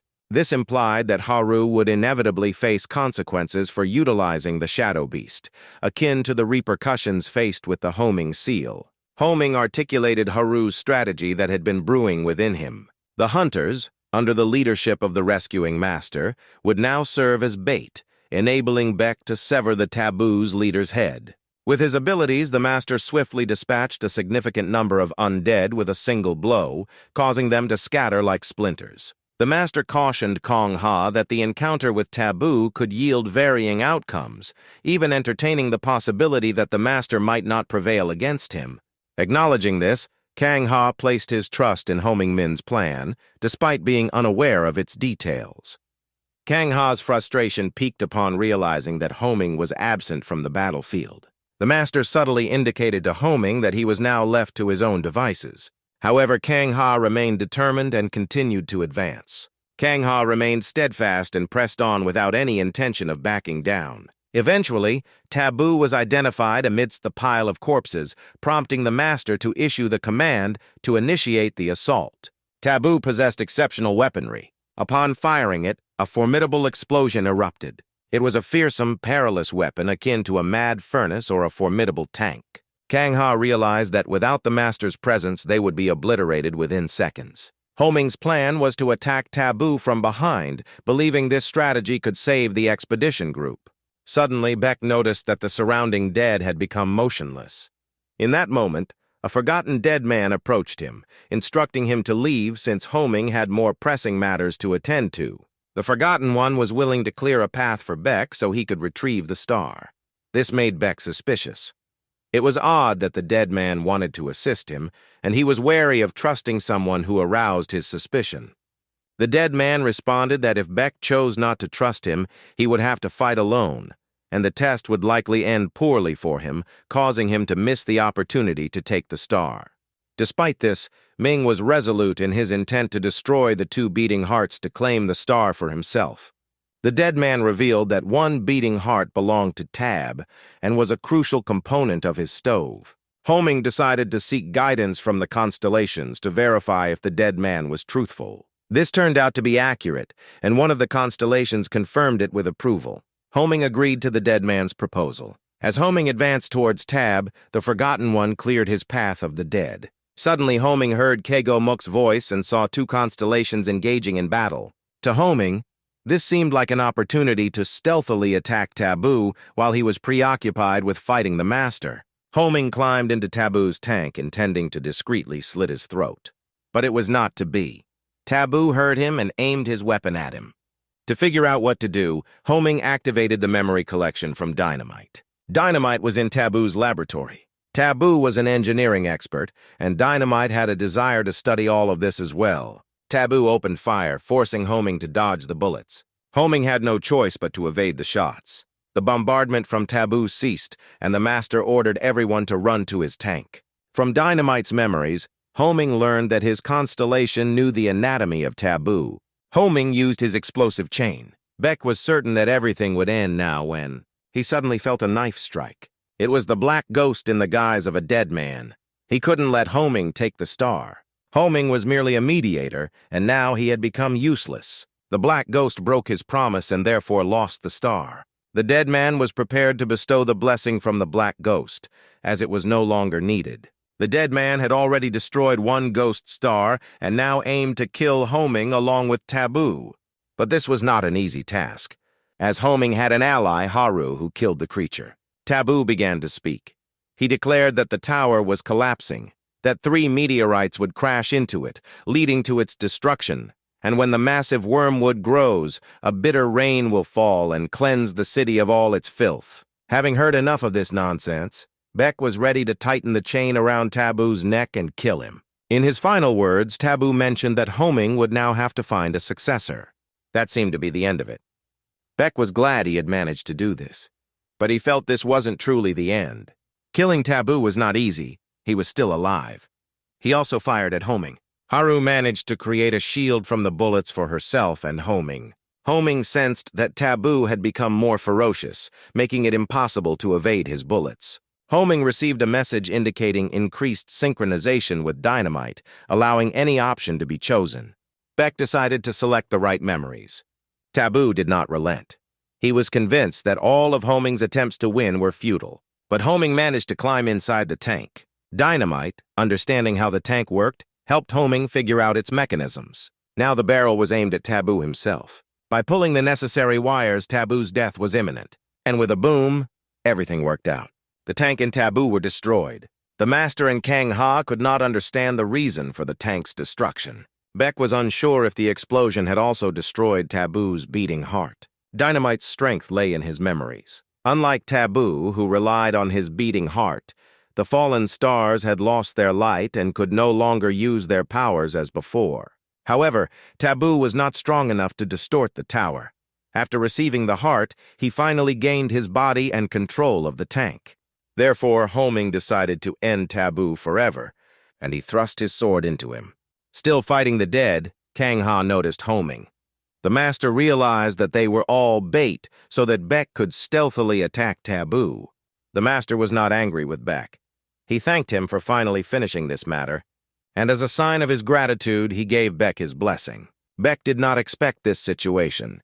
He now possessed the blessing of strong will, meaning that the weapon would never slip from his hands. The master looked at Taboo's corpse and said goodbye to him. Finally, Taboo's real funeral had arrived. The dead began to surround the army of hunters. Now all their attention was focused on them. Since Taboo died, suddenly all the dead froze. A girl with a trident appeared, announcing that she had come at the request of the elder, who was disappointed in the parasites and their ability to handle the tasks assigned to them. She didn't come here to fight the hunters. This girl was named Syzygy. She was one of the 4 living constellations. Almost nothing was known about her since she never descended to the city after receiving her status. She appeared here because of the Black Ghost, although she didn't care about what was happening in the city. The elder, however, was foolish and sought help from the parasites, who deceived him by taking 1 star. Although Syzygy already knew that parasites could not be trusted, the master asked what the Black Ghost wanted now. Syzygy conveyed the ghost's desire, a better fate for humanity, allowing them to live as they once did.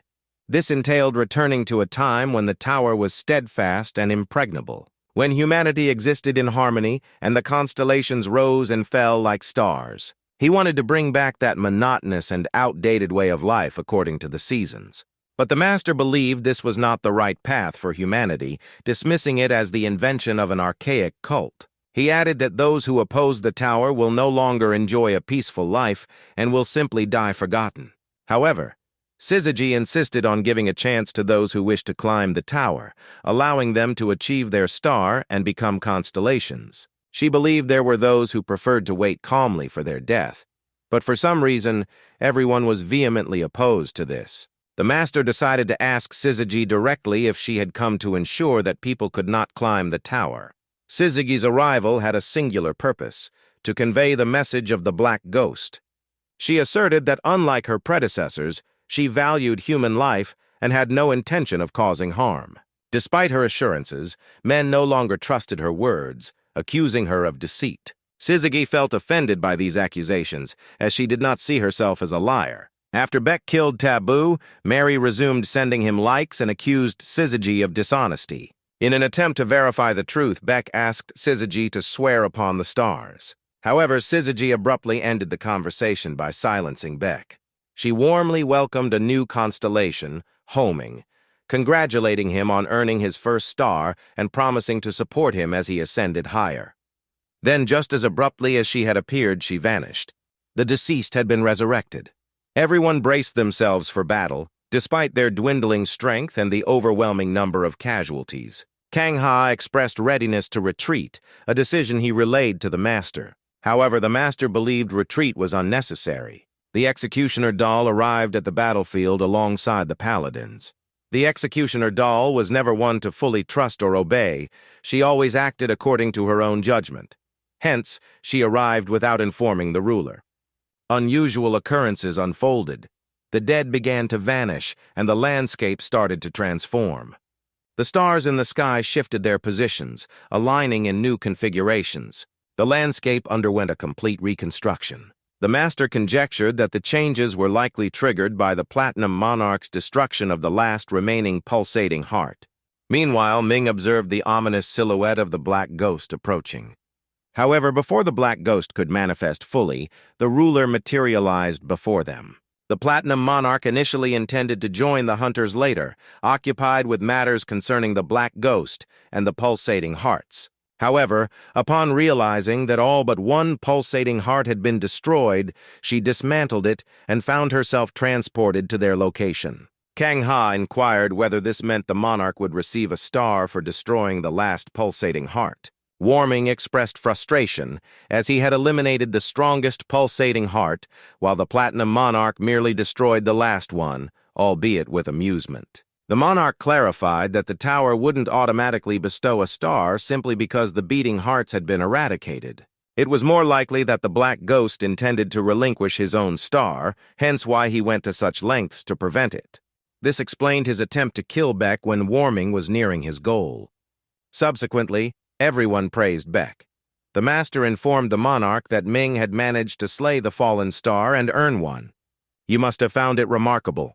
He charged alone into the throng of the undead, confronting the beast of the apocalypse in battle. Other hunters insisted that he was unparalleled, attributing his safety to the protection of the super constellation Dynamite. The monarch confided in Homing that a hunter's renown is closely tied to the reputation of the constellation safeguarding them.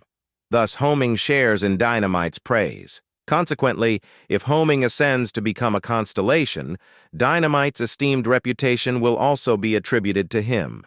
In essence, Beck Homing will become a true superstar. Previously, Beck had only dreamed of such accolades, but now that he had earned one star, he set his sights on becoming a superstar.